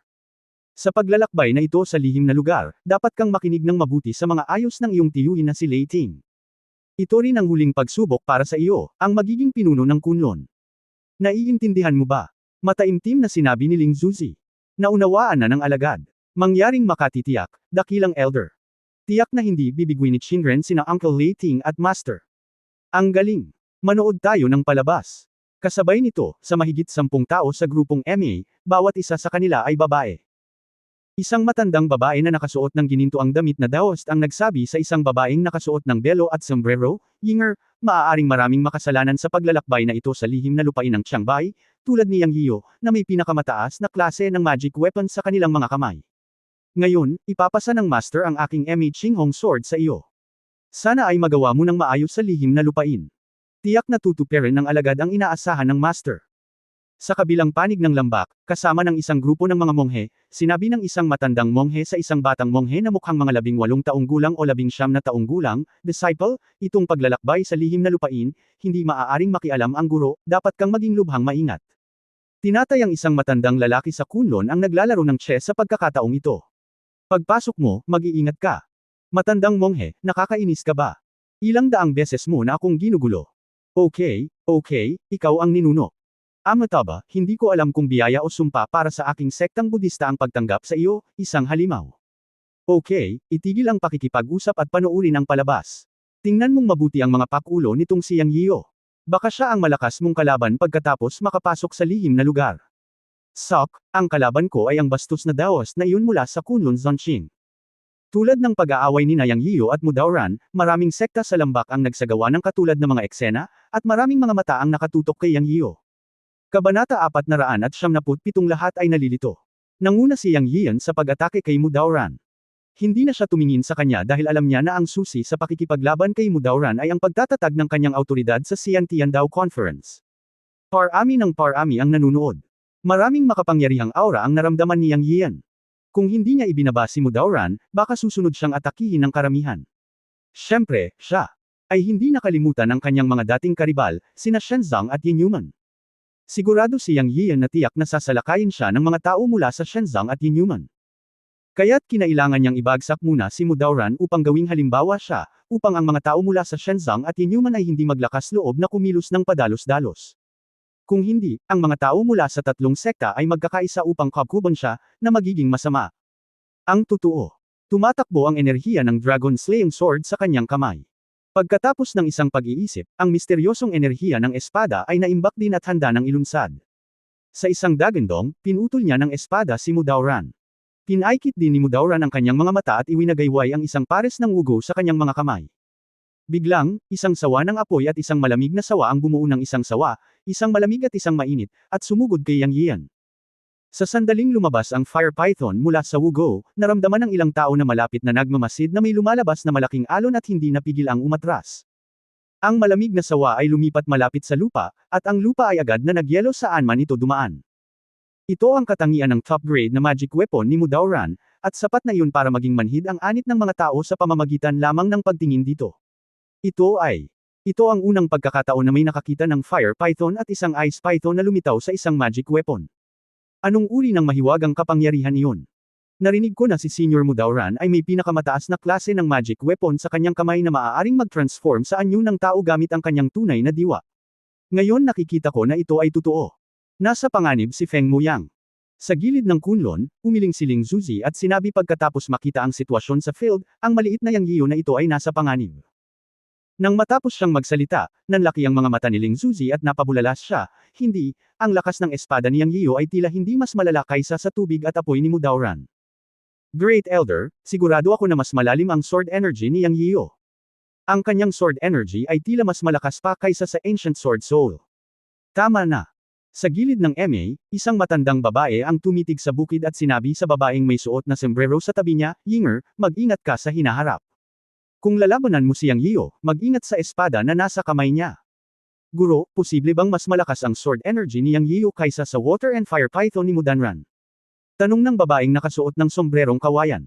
Natawa ang matandang babae at sinabing, natural lang noon. Sa mata ng mga tagalabas, ang sword energy ni Yang Yiyo ay ordinaryo at mukhang walang pinagkaiba sa ordinaryong sword energy, habang ang tubig at apoy na python ni Mudauran ay napakalakas. Inakala ng maraming tao na makapangyarihan si Mudanran. Hindi nila alam na ang mas simple at ordinaryong mga bagay ay, mas kaya nilang pumatay ng mga tao nang hindi nagpapakita ng pakitang tao.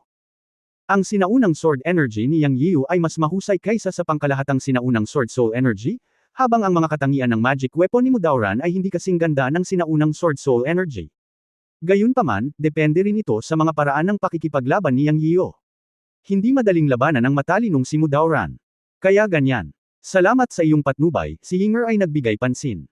Sa ilalim ng sombrerong kawayan, isang pares ng mga mata ng phoenix ang kumikislap ng kinang at nakatitig sa figure ni Yang Yiyo sa bukid, na parang sinusubukang makita siya. Sa kabila ng lambak, ang matandang monghe at ang batang monghe ay nakatayo rin sa malayo, na itinuturo ang labanan sa pagitan ni Yang Yiyo at Mudauran. Ang matandang monghe ay nakasuot ng sira-sirang sutana at may hawak na alak na lang sa kanyang kamay. Tinanong niya ang batang monghe habang umiinom ng alak, "Disciple, hayaan mo akong subukan ka. Sa tingin mo ba mas malakas ang sword energy ni Yang Yiyo, o kay Mudauran?" Hinawakan ng batang monghe ang kanyang magandang kalbo na ulo, pinitik ang kanyang mga daliri upang alisin ang alikabok sa kanyang walang bahid na puting sutana, pagkatapos ay inagaw ang alak na lang sa kamay ng matandang monghe, humigop at sinabi, "Matandang monghe, maaari bang huwag kang maglagay ng tubig sa alak, ngunit lagyan ito ng tunay na alak? Amataba, ako ay isang monghe, maaari ba akong huminahon? Ang pag-inom ng malinis na tubig ay mabuti para sa iyong kalusugan. Isipin mo na lang ito bilang alak, at ang malinis na tubig sa iyong tiyan ay ang alak." Sabi ng matandang monghe sa batang monghe. Umikot ang mga mata ng batang monghe, "Tumigil ka, magagamit mo ito para magsinungaling sa iba, sasabihin mo pa ring huminto sa pag-inom. Bakit hindi mo sinabing huminto ka sa pakikipagtalik noong nakasilip ka sa balo na naliligo sa bundok?"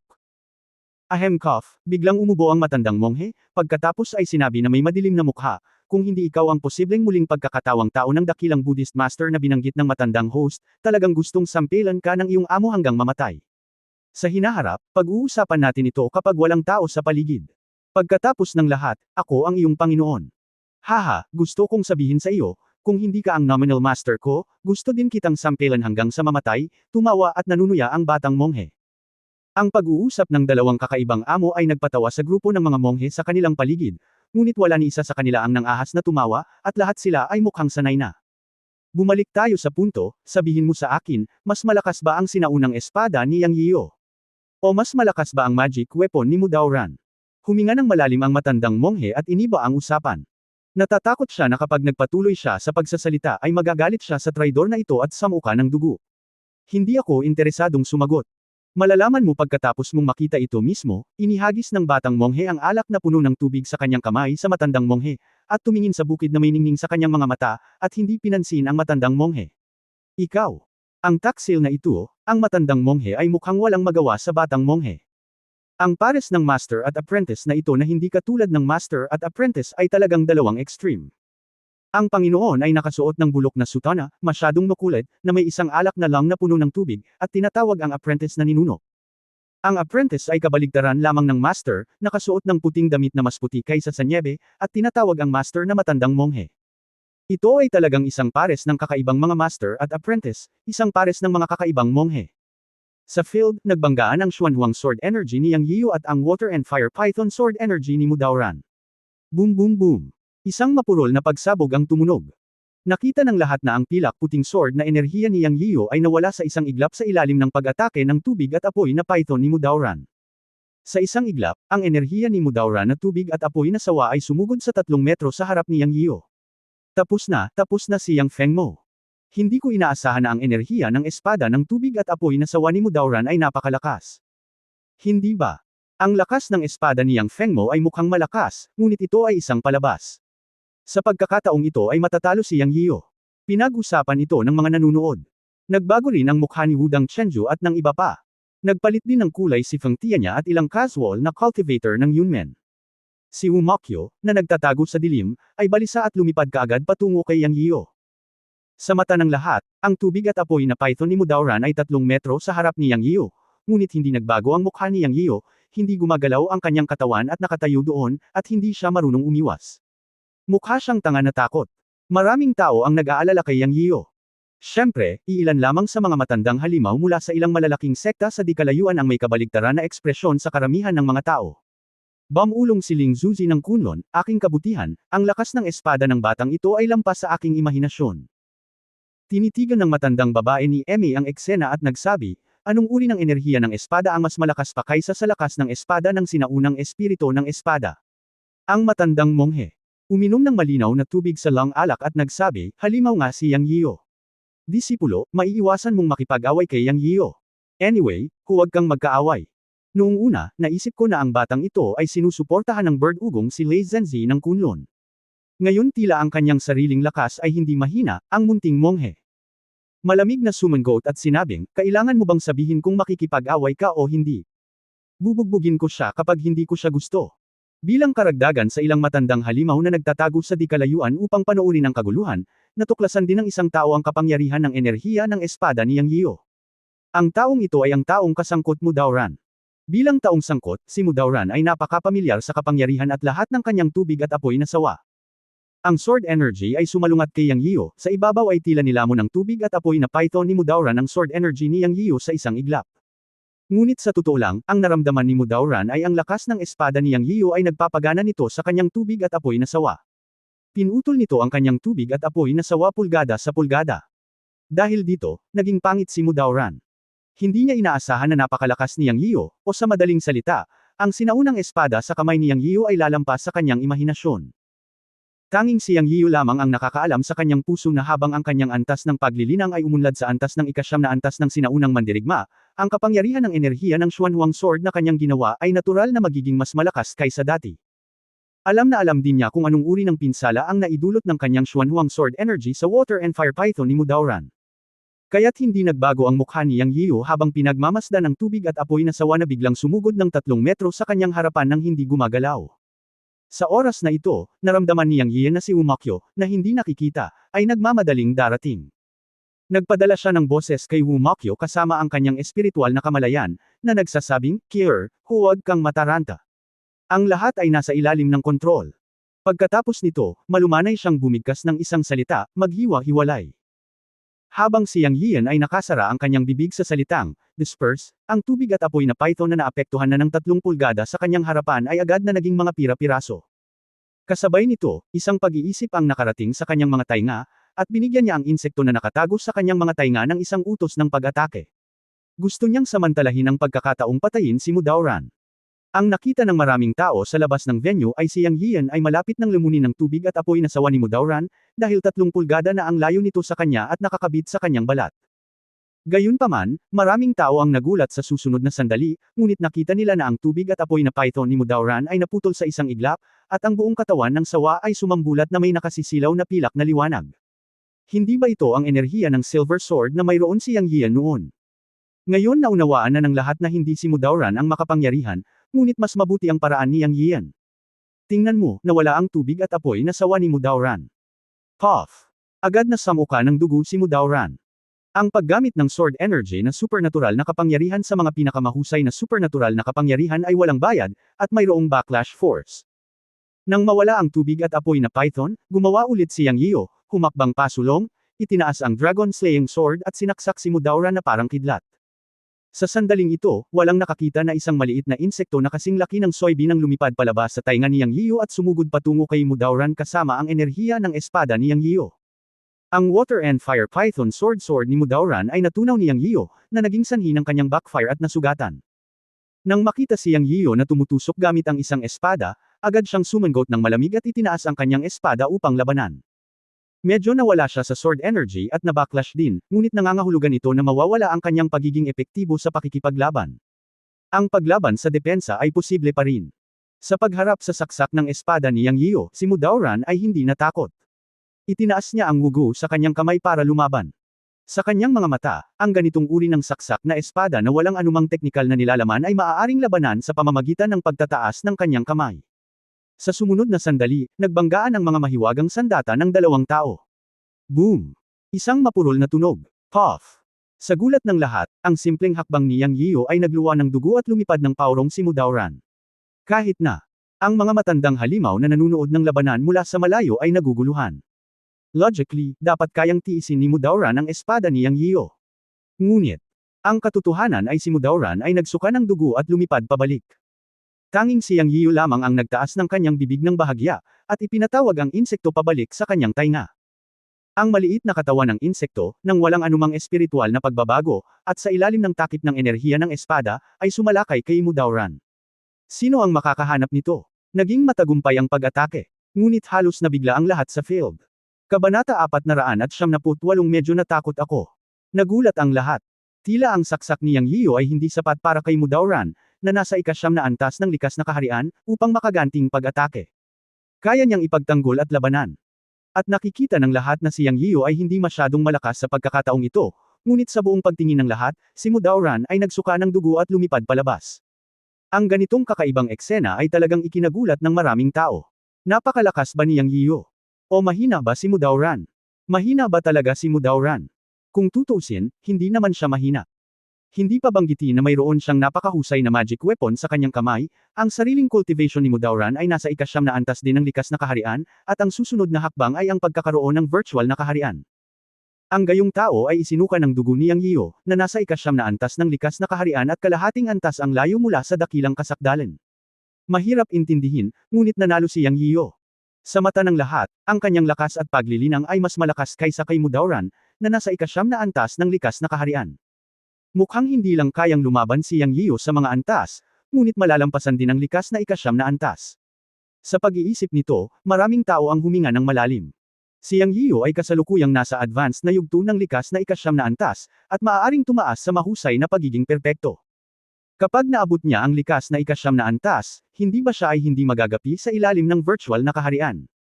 Ang mga pagbabago sa larangan ay nakakuha ng atensyon ng mga lumang halimaw at masasamang loob sa ilang sinaunang sekta.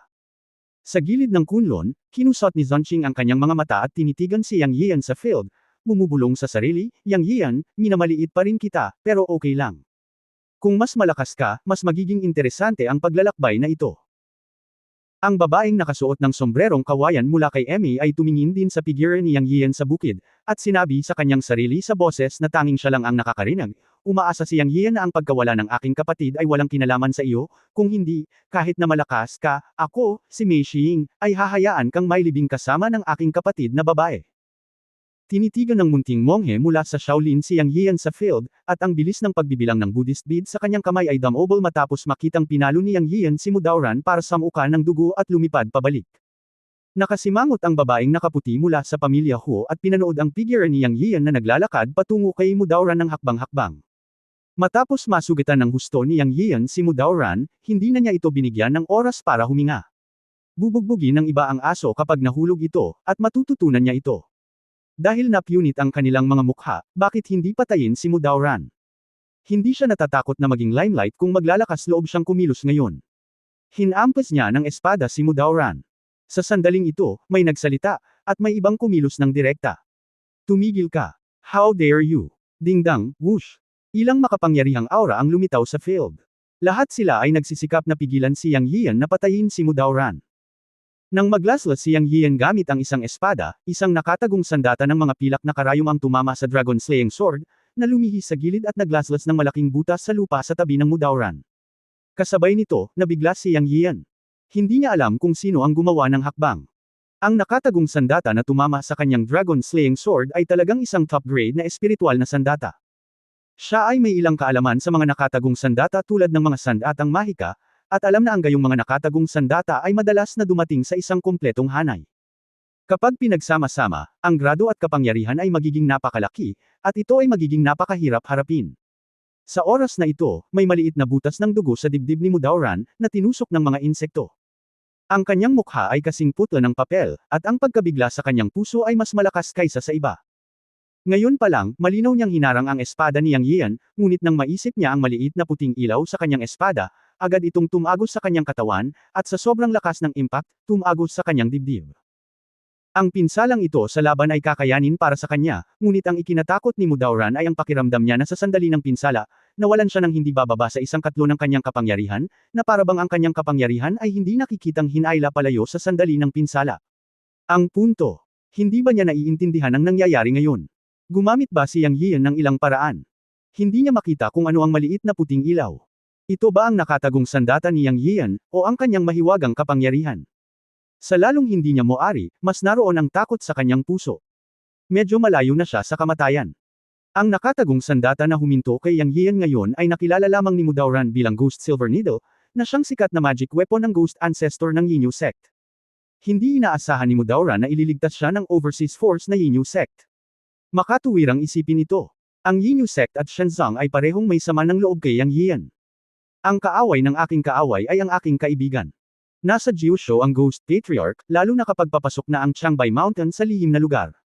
Kailangan niya ng kakampi mula sa Jiusho, at ako, isang taong Qingcheng, ang una niyang pinili. Pagkatapos ay sunod-sunod na lumitaw ang ilang figure sa field.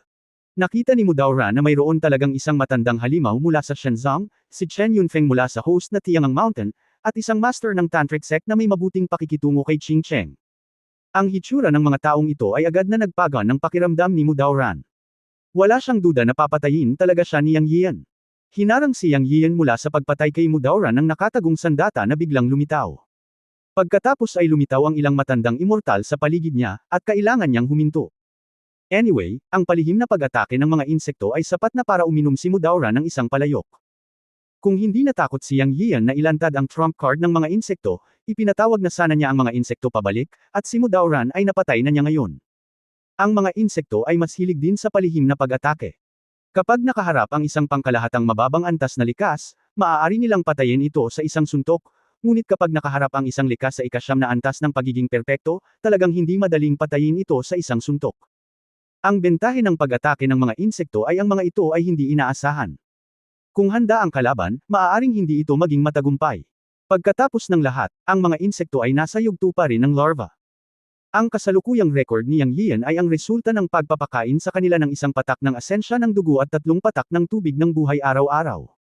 Sa sandaling ito, sa mga tao sa paligid ni Yang Yian, kilala niya si Chen Yunfeng mula sa bundok Tiangang. Ang dalawa pang matandang immortal ay mula sa kanilang mga mortal na kaaway, ang Shenzong at ang Yinyu Sect, kung ihahambing sa kanilang pananamit. Ang huli ay isang matandang lama. Ayon sa nakaraang paglalarawan ni Chen Ju, siya ang pinaka. Malamang na mula sa Mizang Temple kabilang sa 8 pangunahing sekta sa Jiusho.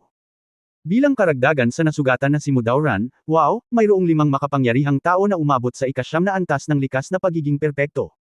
Sa totoo lang, napapalibutan si Yang Yian ng 5 master sa sandaling ito. Hindi man nagbago ang mukha niya, natatakot din siya. Sa 5 tao, maliban sa host na si Chen Yunfeng, na walang pagbabago-bago sa kanyang mukha, ang iba pang mga tao ay lahat ay may hindi pala kaibigang mukha, lalo na ang 2 matandang lalaki mula sa Shenzong at Yinyuman, na may dinagkukunwaring hangarin na pumatay sa kanilang mga mata. Sa oras na ito, sinabi ni Chen Yunfeng mula sa Tiangang Mountain, matagal ko nang narinig ang reputasyon ni Brother Yang. Ngayon nakikita ko na ito ay talagang karapat-dapat. Gayunpaman, ang sesyon na ito ng Xiantian Discussion Conference ay hino-host ng Tiangang Mountain, kaya hindi madaling gumawa ng malaking kaguluhan. Maaari bang bigyan ng mukha ni Brother Yang ang bundok Tiangang at pigilan ito? Determinado si Yang Yian, at agad siyang nagalit. Bakit hindi mo pinigilan si Mudauran na kumilos ngayon? Ano ang silbi ng pagtalon ngayon? Ngunit alam din ni Yang Yian na hindi ipinapayong gumawa ng masyadong maraming kalaban sa mga nakaraang araw. Bilang karagdagan, mula sa pananaw ng bundok Tiangang, sinubukan siyang pigilan ni Chen Yunfeng noon, ngunit hindi siya pinansin ni Mudauran. Huminga siya ng malalim at sumangot ng malamig, kaibigang Chen, nakita mo ba na ako, Yang Yiu, ang naghahanap ng gulo mula sa simula hanggang sa huli? O gusto kong lumaban o pumatay? Sa sandaling lumabas ang mga salitang ito, talagang natigilan si Mudauran. Talagang hindi ang Yunmen ang nagdudulot ng gulo nitong mga nakaraang araw. Mula sa simula hanggang sa wakas, ang mga tao ng Qingcheng ang masyadong dominanti. Nais ni Mudauran na patayin si Yang Yiu sa sandaling siya ay lumabas. Sumasakit ang ulo ni Chen Yunfeng sa pag-iisip lamang tungkol sa mga bagay na ito, ngunit bilang host, talagang hindi nararapat na pumatay ng mga tao bago mabuksan ang lihim na lugar. Kung hindi ito malulutas ng bundok Tiangang, sino ang magbibigay ng mukha sa bundok ng Tiangang sa hinaharap kapag naglalakad sa mundo ng sinaunang martial arts? Sa pagtingin kay Yang Yiu, si Chen Yunfeng ay tumingin sa matandang lama ng Yinyu Sect ng Shenzong at ng Tantric Sect, at sa wakas ay itinuon niya ang kanyang mga mata kay Mudauran at sinabing, Brother Dauran, pwede bang huminto ka ng ilang beses ngayon? Kung mayroon man, maaari nating pag-usapan ito sa pulong ng talakayan. Bigyan mo ako ng mukha ng Tiangang Mountain. Bigyan mo ako ng mukha, Chen. Sa pagtatapos ng mga salita, naging matigas din ang tono ni Chen Yunfeng. Natural na narinig ni Mudauran ang masamang tono ng boses ni Chen Yunfeng, ngunit narinig na lang niya ang isang lihim na boses sa kanyang mga tainga. Sinabihan siya ng dalawang tao mula sa Shenzong at Yinyuman na magsanib puwersa para patayin si Yang Yiyo. Sa tulong ng isang matandang kaibigan ng sekta ng Tantric, ang matandang Lama Master Bolda, si Mudauran ay lubos na nagtitiwala. Alam niya na sa tulong ng 3 pang tao, maaari niyang patayin si Yang Yiyo ngayon. Kung hindi niya papatayin si Yang Yiyo, mawawala ng mukha sina Mudauran at Xingcheng ngayon. Naisip niya sa kanyang sarili na kahit na nasaktan niya ang Tiangang Mountain at Chen Yunfeng, kailangan niyang patayin si Yang Yiyo. Kabanata 479 na gusto kong maging pagong sa Kyushu ngayon. Pagkatapos ay tumingin si Mudauran kay Chen Yunfeng at sinabi sa malalim na boses, "Come ang Daoist Chen, nakita mo na rin kung sino ang maliit na magnanakaw na si Yang Yiyo. Siya ang demonyo ng modernong panahon. Tingnan mo ang mga taong nakapaligid sa kanya. Mga casual ba silang magsasaka? Ano ang ginagawa? Ang munting magnanakaw na gustong gawin ni Yang. Hayagan niyang nilalabag ang mga alituntuning itinakda ng ating sinaunang sekta. Fellow Daoist Chen, hindi na kailangang magsabi pa sa susunod na mga araw. Papatayin ko ang munting magnanakaw na si Yang." Pagkatapos magsalita, tiningnan ni Mudauran ang 2 tao mula sa Lianshan sect at Yinyu sect. Oo, likas na uhaw sa dugo si Yang Yiyo. Pinatay niya ang kalahating daang disipulo ng ating Shenzong at may kakayahang sirain ang sekta. Naging demonyo na si Yan Ran. Mas mabuting tanggalin siya para maalis ang pinsala para sa mga tao. Sa katunayan, kung ang ganitong uri ng ulo ng demonyo ay hindi maalis, hindi ito makikinabang sa sinaunang martial arts world, ngunit magdudulot lamang ng malalaking sakuna. Ang 2 tao mula sa Shenzong at Yinyu sect ay umawit ng parehong himig at patuloy na inaakusahan si Yang Yiyo. Kasabay nito, sinabi ni Ling Zuzi mula sa Kunlun sa mga taga Zanqing, "Tara, may nagsisikap na magpakitang gilas, tara at tingnan natin." Isang matandang babae mula sa MA ang nagsabi kay Mei Xing, "Yinger, ilang matatandang lalaki ang narito, tayo ay pumunta at kumusta." "An?" Sinabi ng matandang monghe mula sa Shaolin sa batang monghe, "Aking alagad, may naglalaro, tara at manood ng palabas." Si Huikyu ay nakatayo sa di kalayuan at sinabi sa babaeng katabi niya, "Shioner, tara at makipagkita tayo sa ilang matatandang senior." "Tai, gusto mo bang tulungan si Yang Yiyo?" Si Hu Xiaoer, na nakasuot ng puti, ay tumingin sa kanyang ama na si Huikyu na may pagkalito. "Hindi naman sa hindi ako makakatulong." Pagkatapos mong pumasok sa lihim na lugar sa pagkakataong ito, isang matandang senior mula sa Kunlun ang nag-hello. Si Yang Yiyo ay isang magaling na junior. Bagamat hindi gaanong sinabi ng matandang senior mula sa Kunlun, sa palagay ko ay hindi masama ang makisama kay Yang Yiyo. Paliwanag ni Huikyu habang naglalakad. "Kaya, tatay, ipinakita mo ang iyong mabuting kalooban kay Yang Yiyo mula pa sa simula. Sa tingin ko, si Yang Yiyo ay mas mababa kaysa kay Zhang Kangren." Si Hu Xiaoer ay mukhang hindi masaya, ngunit nang magsalita siya tungkol sa Zhang Kangren ng Kunlun, ang kanyang magagandang mata ay kumikinang. "Haha, ang aking mahal na anak na babae ay tila nagmamalasakit kay Zhang Kangren." Noong nakaraang pagkakataon, nabalitaan na nagkaroon ng conflict sa pagitan ni Zhang Kangren at Yang Yiyo. Ngayon ay may pagkiling ka kay Yang Yiyo. Hindi ito maganda. Sina Yang Yiyo at Zhang Kangren ay parehong taong pinahahalagahan ng ilang matandang senior sa Kunlun. Pareho silang mga batang talent at hindi naman sila magkaaway. Siyempre, Mai Xiaoer is not worse than those young talents. Kung tutuusin, isa rin siyang henyo na pumangatlo sa nangungunang 10 halimaw, haha. "Dad, masungit na sabi ni Hu Xiaoer. Okay, Dad, wala akong sasabihin. Tara na." Kung maririnig ni Yang Yiyo ang pag-uusap ng mag-amang Hu, magugulat siya. Hindi niya inaasahan na ang babaeng nakaputi ay anak ni Hu Yikyo, at hindi niya inaasahan na ito rin ang pangatlong halimaw sa nangungunang 10 halimaw. Si Yang Yiyo sa field, nakikinig sa mga lumang immortal na kumakanta ng parehong himig, tinatrato siya bilang isang manggugulo at nanunumpa na papatayin siya sa lalong madaling panahon, biglang tumawa ng galit. Hahaha. Sa pagtingin sa matatandang lalaki, si Yang Yiyo ay tumawa ng walang prinsipyo. Pagkatapos tumawa, pinaikit ni Yang Yiyo ang kanyang mga mata at malamig na sinabi, "Napakalaking sombrero, Shenzong, Xingcheng, Yinyuman, bakit hindi kayong 3 sekta na sabihin ang ginawa ninyo? Gusto mo ba akong patayin para malinisan ko ang leeg ko at maghintay na katayin?" "Oh. Ayon sa sinasabi ninyong matatandang immortal, hinukay ko ang mga libingan ng inyong mga ninuno, at pagkatapos ay sinabi ko sa inyo na dapat ninyong hukayin ang mga libingan ng inyong mga ninuno dahil mahina ka. Mas mainam na sabihin ng direkta na ang mas malaki ang kamao, mas makatwiran ito. Hindi bagay sa akin ang logic ng magnanakaw. Kayong mga matandang immortal ay pumili ng maling target. Ngayon, ako, Yang Yiu, ay maglalagay ng aking mga salita dito at nais na lumaban hanggang sa wakas. Dumating kayong mga matandang walang hiyang tao at papatayin ko ang isa, at papatayin ng dalawa ang isang pares. Hanggat kaya kung tumira sa Financial City, Hong the Hong. Pamilya ang iyong huwaran. Speaking of the Hong family, Humph, you old immortals, why don't you talk about why the Hong family was exterminated by me? Gusto mo bang malito ang lahat? Well, magsasalita ako ngayon. Gumamit ng bomba ang pamilya Hong sa Financial City para pasabugan ako, ngunit sa kasamaang palad ay maswerte akong hindi pinasabog hanggang sa mamatay, kaya nabuhay ako at nilipol ang pamilya Hong. Lahat. Ang mga sekta sa sinaunang martial arts world ay may mga regulasyon na hindi nagpapahintulot sa mga sinaunang martial artist na gumamit ng anumang maiinit na armas. Ang pamilyang Hong ay gumamit ng 1 toneladang pampasabog para saktan ako. Hindi ba dapat lipulin ang ganitong pamilya na lumabag sa pulang linya ng sinaunang martial arts world? Sa huling talumpati, malakas na itinaas ni Yang Yiu ang kanyang boses, para lang marinig ng lahat sa audience na may dahilan siya para lipulin ang pamilya Hong, at gustong gamitin ng matatandang immortal ang kanilang sarili ang sombrero ng katwiran, ngunit walang paraan. Isang mamamatay tao na pananalita, isa-isang tinawag na matandang immortal, ang nagpaputi sa mukha ng 3 tao mula sa Shenzong, Yinuman at Mizong Temple. Amitabha, ang pangalawang anak na lalaki ay sinapian ng Diablo. Mga kapatid, sa tingin ko, mas mabuti pang iligtas natin siya. Ang matandang Lama Bolda ng Tantric Temple ay umawit ng pangalan ng Buddha. Tama si Master Bolda. Pinunasan ni Mudauran ang dugo sa gilid ng kanyang bibig at sinabi kaagad. Oo, dapat siyang patayin. Kinaikit ng matandang lalaki ng Shenzong ang kanyang mga mata at pumayag. Pagkatapos ay patayin mo siya, malamig na sabi ng matandang lalaki ng Yinyo sect. Patayin. Umungol si Mudauran at akmang aatake kaagad. How dare you? Si Chen Yunfeng ng Tiangang sect ay umungal at hamarang sa harap ni Mudauran. Chen Yunfeng, gusto mong maging kaaway ni Qing Cheng. Sabi ni Mudauran na may malungkot na mukha. Mudauran, sinabi ko na kung mayroon kang anumang sama ng loob, malalaman natin pagkatapos ng Dao Conference. Kung hindi, maaari tayong pumunta sa lihim na lugar upang malaman. Ngunit ngayon, ang Tiangang Mountain ang host at pinuno ng Dao Conference. Hindi ako papayag na may away.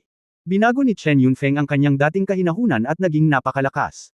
Pagkatapos ay sumigaw siya, nasaan ang mga disipulo ng bundok Tiangang? Biglang umalangaw ang mga boses ng tugon mula sa lahat ng direksyon. Pagbati, matanda. 20 tugon ang sunod-sunod na umalangaw. Isa-isa, ang mga disipulo ng bundok Tiangang ay lumabas mula sa karamihan at naglakad sa harap ni Chen Yunfeng. 20 disipulo ng bundok Tiangang, lahat sila ay nasa elementarya at intermediate level ng ika-9 na antas ng katutubo. Bagamat walang sinuman ang may mataas na antas ng likas na paglilinang, ang 20 disipulo ng ika-9 na antas ng likas ay isang puwersa na hindi maaaring maliitin. Mga alagad ng bundok Tiangang, makinig kayo sa aking utos. I-set up ang Tiangang Sword Formation. Ang sinumang maglakas loob na lumaban ay papatayin. Nakuha na ang order. Umalangaw ang 20 unipormeng boses sa buong venue. Ito ay talagang ikinagulat ng lahat. 20 sinaunang mandirigma ng ika-9 na antas ng katutubo ang ganap na nagpakita ng kapangyarihan ng bundok Tiangang. Ito ay karapat-dapat na maging isa sa 8 sinaunang sekta sa Jiushu. Sa isang utos, 20 sinaunang mandirigma ng ika-9 na antas ng katutubo ang na-deploy. Sinong hindi matatakot? Kahit na perpekto ang ika-9 na antas ng likas, ano ang magagawa nito? Ang Tiangang Sword Formation ng Tiangang Mountain ay sikat sa sinaunang martial arts world. Medyo nalito si Yang Yian sa lakas ni Chen Yunfeng. Hindi niya inaasahan na susuportahan siya ni Chen Yunfeng, ngunit sa isang kisap mata, naisip niya na baka pinapanatili lang ni Chen Yunfeng ang mukha ng bundok Tiangang. Pagkatapos ng lahat, ang mga sinaunang sekta na ito ay nakaligtas hanggang sa araw na ito, at kung minsan ang mukha ay mas mahalaga kaysa sa anupaman. Bilang host, kung kusa silang lumaban at pumatay ng mga tao sa Dao Conference, ikakalat na walang kakayahan ang bundok Tiangang. Chen Yunfeng, gusto mong maging kaaway ng 4 na sekta natin. Kinaikit ng matandang lalaki mula sa Shen sect ang kanyang mga mata. Matandang multuding, ano ang pinagsasabi mo? Ngayon, nakikipaglaban ka at pumapatay ng mga tao at tinatamaan ang mukha ng ating bundok Tiangang. Halata na kayong 4 na matandang immortal ay nagkaisa para ay bully ang isang junior, at kumpiyansa pa rin kayong nagsasalita. May kahihiyan ka ba? Maglakas loob na subukan ito ngayon. Si Chen Yunfeng ay naging mas malakas. Ikaw. Lalong naging tense ang kapaligiran sa field. Mula sa away ni Yang Yiu at Qing Cheng Mudauran, naging confrontation ito sa pagitan ng Tiangang Mountain, Qing Cheng, Shen sect, Yinyu sect, isang tantric sect na sumali sa saya, at Yang Yiu. Sa oras na ito, isang matanda at malakas na boses ang tumunog, magsisimula na ang Dao Conference. Hindi ka ba natatakot na pagtawanan? Anong ginagawa mo kung gusto mong lumaban? Maaaring mag-ensayo si Kunlun anumang oras, ngunit hindi ngayon ang oras para makipaglaban, tama ba? Ang malambot at matigas na salita ni Ling Zuzi ay agad na naglaho sa tensyon sa field. Kilalanin ang Daoist Ling Shu. Binati muna ni Chen Yunfeng si Ling Shuzi, at mas nakaka-relax ang pakiramdam. Kinilala si Kunlun bilang malaking kapatid sa sinaunang martial arts world. Ngayong dumating na si Kunlun Ling Shuzi, hindi magsisimula ang laban na ito. Sa katunayan, ayaw ni Chen Yunfeng na masangkot ang Tiangang Mountain, ngunit walang paraan, kailangang iligtas ng Tiangang Mountain ang reputasyon nito. Kilalanin ang Daoist Ling Shu. Umalangaw-ngaw ang mga pagbati, lahat ay nakadirekta sa Kunlun Ling Shuzi. Si Yang Yian ay nagkaroon muli ng bagong pag-unawa sa Kunlun. Matagal na niyang narinig na si Kunlun ay ang kuya ng sinaunang martial arts world, ngunit wala siyang naramdaman noon. Ngayong nakita niyang lumitaw si Ling Shuzi, daan-daang tao sa field ang sumaludo at bumati sa kanya, na talagang nakakagulat. Ito. Ganap na ipinakita ang katayuan ni Kunlun bilang malaking kapatid sa sinaunang martial arts world. Ngumiti si Ling Zuzi at ikinumpas ang kanyang mga kamao bilang ganti, pagkatapos ay sinulyapan si Yang Yiu na mingiti, at pagkatapos ay nahulog ang kanyang mga mata sa dalawang matandang lalaki mula sa Shenzong at Yin Yumen. Bagamat may ngiti siya sa kanyang mukha, ang kanyang mga salita ay kasing lamig ng taglamig. Nabalitaan ko na ang iyong Shenzong at Yin Yumen ay umunlad ng husto sa ibang bansa nitong mga nakaraang taon, at malapit na silang maging mga hari at Panginoon. Anong problema? Gusto mo bang maging cuckold sa Jiu-Show ngayon? Oh, hindi, gusto mo bang maging Panginoon? Sa sandaling lumabas ang mga salitang ito, humagalpak ng tawa si Yang Yiu, at naramdaman na napaka-interesante ni Ling Zuzi. Kabanata 500, ang mga taong nakikialam sa mga gawain ng ibang tao ay kadalasang namamatay sa masamang kamatayan. Si Kunlun Ling Shuzi ay lumabas na may mga mapanuksong salita, na naging dahilan upang ang dalawang tao mula sa Shenzong at Yinyuman ay namutla at asol ang mukha, ngunit hindi sila nang ahas na magalit. Dahil si Ling Shuzi ay nakapasok na sa ika-9 na antas ng likas na pagiging perpekto bago pa sa kanila, natural na may mga pagkakaiba sa lakas sa parehong larangan ng paglilinang. Ang mahalaga ay si Kunlun ang pinuno ng 8 sekta, at talagang hindi sila nang ahas na saktan ang mga tao ni Kunlun. Sa pagharap sa nakangiting babala ni Ling Zuzi, nagkatinginan ang dalawang tao mula sa Shenzong at Yinyuman. Pagkatapos ng isang sulyap, si Ding Wu mula sa Shenzong ay kumaibot ang kanyang bibig at sinabing, Master Ling Shu, nagbibiro ka. Kami sa ibang bansa at Jiu-Show ay pareho ang pinanggalingan at kasing lapit ng isang pamilya. Ano ang silbi ng pagiging hari o hindi? Sa tingin ko, kinikilala nating lahat si Kunlun bilang pinuno ng Taoismo. Sinabi ni Ling Shuzi sa mahabang boses, oh, ito ang pinakamaganda kung hindi. Okay, let's go kung wala nang iba. Mas mainam na ilagay ang iyong enerhiya sa lihim na lugar. Ano sa tingin mo? Oo, ang sinabi ni Master Ling Shu ay napakatotoo. Ang dalawang matandang lalaki mula sa Shenzong at Yinyuman ay natakot nang makita nila ang matalas na mga mata ni Ling Shuzi. Paanong hindi nila narinig ang pananakot sa kanyang mga salita? Ang tanging nagawa nila ay tumango at magsabi ng oo. Aalis na ako. Ang dalawang matandang lalaki ay hindi nang ahas na magsalita sa harap ni Ling Shuzi at lumakad palayo ng may kahihiyan. Sa oras na ito, tumalikod din ang matandang laman ng Tantric Temple at Mudauran mula sa Qingcheng at naghanda na umalis. Alam nila na hindi nila kayang tusukin ang mga tinak sa harap ng matandang Daoist na si Ling Zuzi. Ang matandang Daoist na ito ay hindi isang ordinaryong likas na 9 na layer na Great Perfection. Mayroon siyang palayaw na butcher sa sinaunang martial arts world, ngunit walang nang ahas na tawagin siya. Si Ling Zuzi ay mas matagal sa martial arts kaysa sa kanila. Nabalitaan na si Ling Shu ay kontemporaryo ng 10 dakilang katutubo sa sinaunang martial arts world 60 taon na ang nakararaan. May mga sabi-sabi pa na kung mayroong 11 hanay ng mga likas na titulo, siya ang magiging pang-11 likas na titulo. Sa kasamaang palad, mayroon lamang 10 hanay ng mga likas na titulo. Bukod dito, mayroong hindi bababa sa 2 kamay ng likas na 9 na layer na Great Perfection na namatay sa mga kamay ni Ling Shu. May isip mo kung gaano siya kalakas. Siya ay kilala bilang isang walang talo na pag-iral sa likas na kaharian. Kahit na si Mudauran at ang matandang laman ng Tantric sect, si Bolda, ay magkaroon ng higit na lakas ng loob, hindi sila mangangahas na labanan si Ling Zuzi. Naunawaan nila na hindi tama ang kapaligiran ngayon. Kung ito man ay si Chen Yunfeng mula sa Tiangang Mountain o ang kasalukuyang Ling Shu Daoist, lahat sila ay tila nasa panig ni Yang Yiu, ang maliit na Diablo. Maging ang MA sect at iba pang mga sekta ay tumingin sa kanila ng masama. Sa oras na ito, maaari lamang silang tumakas gamit ang kanilang mga buntot sa pagitan ng kanilang mga binti. Ang sinaunang martial arts world ay may tuntunin na bawal ang pakikipaglaban sa Xiantian Discussion Conference. Nilabag nila ang panuntunan ngayon. Kahit na pinatay sila ng mga taga-bundok Tiangang at Kunlun, normal lang iyon at walang maghahangad ng hustisya. Gayunpaman, hindi inaasahan ni Mudauran at Barda na sa sandaling lumingon sila, narinig nila ang malamig na boses ni Yang Yiyo, tumigil, ibalik ang mga tolda sa aming base bago umalis. Habang nagsasalita siya, pinaikit ni Yang Yiyo ang kanyang mga mata at hinawakan ang Dragon Slaying Sword sa harap ng dalawa. Sa pagkakataong ito, galit na galit sina Mudauran at Barda. Dam, pinakawalan kita ngayon para sa Lingshu Daoist, pero sobra ka na. Ayusin ang iyong mga tolda. Ibalik ang iyong base. Ang kapirasong lupa na iyon ay palaging pagmamay-ari ng ating Qingcheng, okay. Ang ating Qingcheng ay isa sa 8 pangunahing sekta sa Jiushu. Ano ang iyong Yunmen, Yang Yiyo? Umaasa ka pa bang bibigyan ka ng puwang? Kung hindi dahil sa Lingshu Laodao, hahayaan mo ba, Yang Feng mo, na pumunta ng madali ngayon? Gayunpaman, naisip ito ni Mudauran, huminga ng malalim at hindi nagalit, ngunit tumingin kina Ling Shuzi at Chen Yunfeng, dahil ang dalawang taong ito ay mga tagapamagitan. Ngayon ay wala na sila sa kapangyarihan, ngunit hinarang ni Yang Yiyo ang daan. Hindi ito nagbibigay ng mukha kina Ling Shuzi at Chen Yunfeng. Kung hindi mo bibigyan ang dalawang mukha na ito, ugong, ikaw, Yang Feng mo, ay hindi may iwasang magdusa. Ang hakbang ni Yang Yiyo ay lampas sa inaasahan ng lahat. Naunawaan din ng mga nanunood na ngayon lang itinigil ni Ling Shuzi at Chen Yunfeng ang pagkubkob kay Mudauran at iba pang 5 master. Mula sa isang tiyak na pananaw, ito ay nasa kanyang panig. Ngunit ngayon ay pinigilan ni Yang Yiyo si Mudauran na umalis. Ay, itong si Yang Feng mo na may sakit sa pag-iisip. O sadyang malakas ang kanyang lakas kaya hindi na niya kailangan pang bigyan ng mukha ang dalawang Ling Shuzi. Alam mo, kung pinigilan niya si Mudauran, ito ay kapareho ng hindi pagbibigay ng mukha kay Ling Zuzi.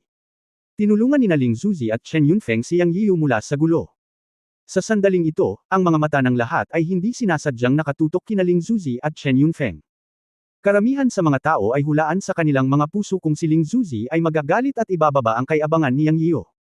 Pinaikit ni Ling Zuzi ang kanyang mga mata na may ngiti at itinuon ang kanyang mga mata kay Yang Yiyo, at dahan-daang sinabi, narinig ko ang tungkol sa takbo ng mga pangyayari.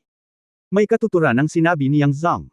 Sinira ni Qingcheng ang mga tolda ng Yunmen nang walang dahilan at kinuha ang istasyon ng Yunmen. Mali talaga. Ano sa palagay mo, kapwa Yunfeng? Tama ang sinabi ni Ling Shu. Mali talaga. Sumang-ayon si Chen Yunfeng pagkatapos ng ilang sandali ng sorpresa. Nagulat din siya na si Ling Shu, ang matandang Daoist ngayon, ay halatang nakikipagkaibigan kay Yang Yiyo kahit saan. Ang istasyon ng Qingcheng ay talagang nasa lugar na ito para sa bawat termino. Bagamat walang nakaukit o nakalinya na pangalan, ito ay palaging tahimik na tinatanggap ng lahat. Sa katunayan, ang lahat ng mga pangunahing sekta sa Jiushu ay may sariling lihim na teritoryo sa lambak na ito, at walang sinuman ang nangangahas na sakupin ang mga ito. Ngunit ngayon, itinayo ng mga tao ng Yunmen ang kanilang base sa teritoryong pagmamay-ari ng Qingcheng. Ayon sa naunang pahayag ni Yang Yiyo, walang tao sa lugar na ito. Ang mga disipulo ng Yunmen ay hindi alam kung ito ang lugar ni Qingcheng, kaya nagtayo sila ng mga tolda dito. Dahil dito, ang mga disipulo ni Qingcheng na dumating ng maglaon ay winasak ang mga tolda ng Yunmen ng walang salita at binugbog ang mga tao ng Yunmen, na humantong sa labanan ngayon. Hindi raw dapat talunin ng mga taga-Qingcheng ang mga taga-Yunmen dahil nangingibabaw sila, ngunit ayon sa mga hindi sinasabing tuntunin, ang lugar na ito ay sa Qingcheng pa rin hanggang ngayon. Ngayon ay nakatayo si Yang Yiyo sa harap ni Mudauran at nilinaw na gusto niya ang lugar na ito, at hiniling sa mga tao ng Qingcheng na bayaran ang mga tolda. Karaniwan, dapat hayaan ni Ling Zuzi na ibigay ni Yang Yiyo ang teritoryo ng Qingcheng sa sandaling ito. Pagkatapos ng lahat, ang Qingcheng ay isa sa 8 pangunahing sekta.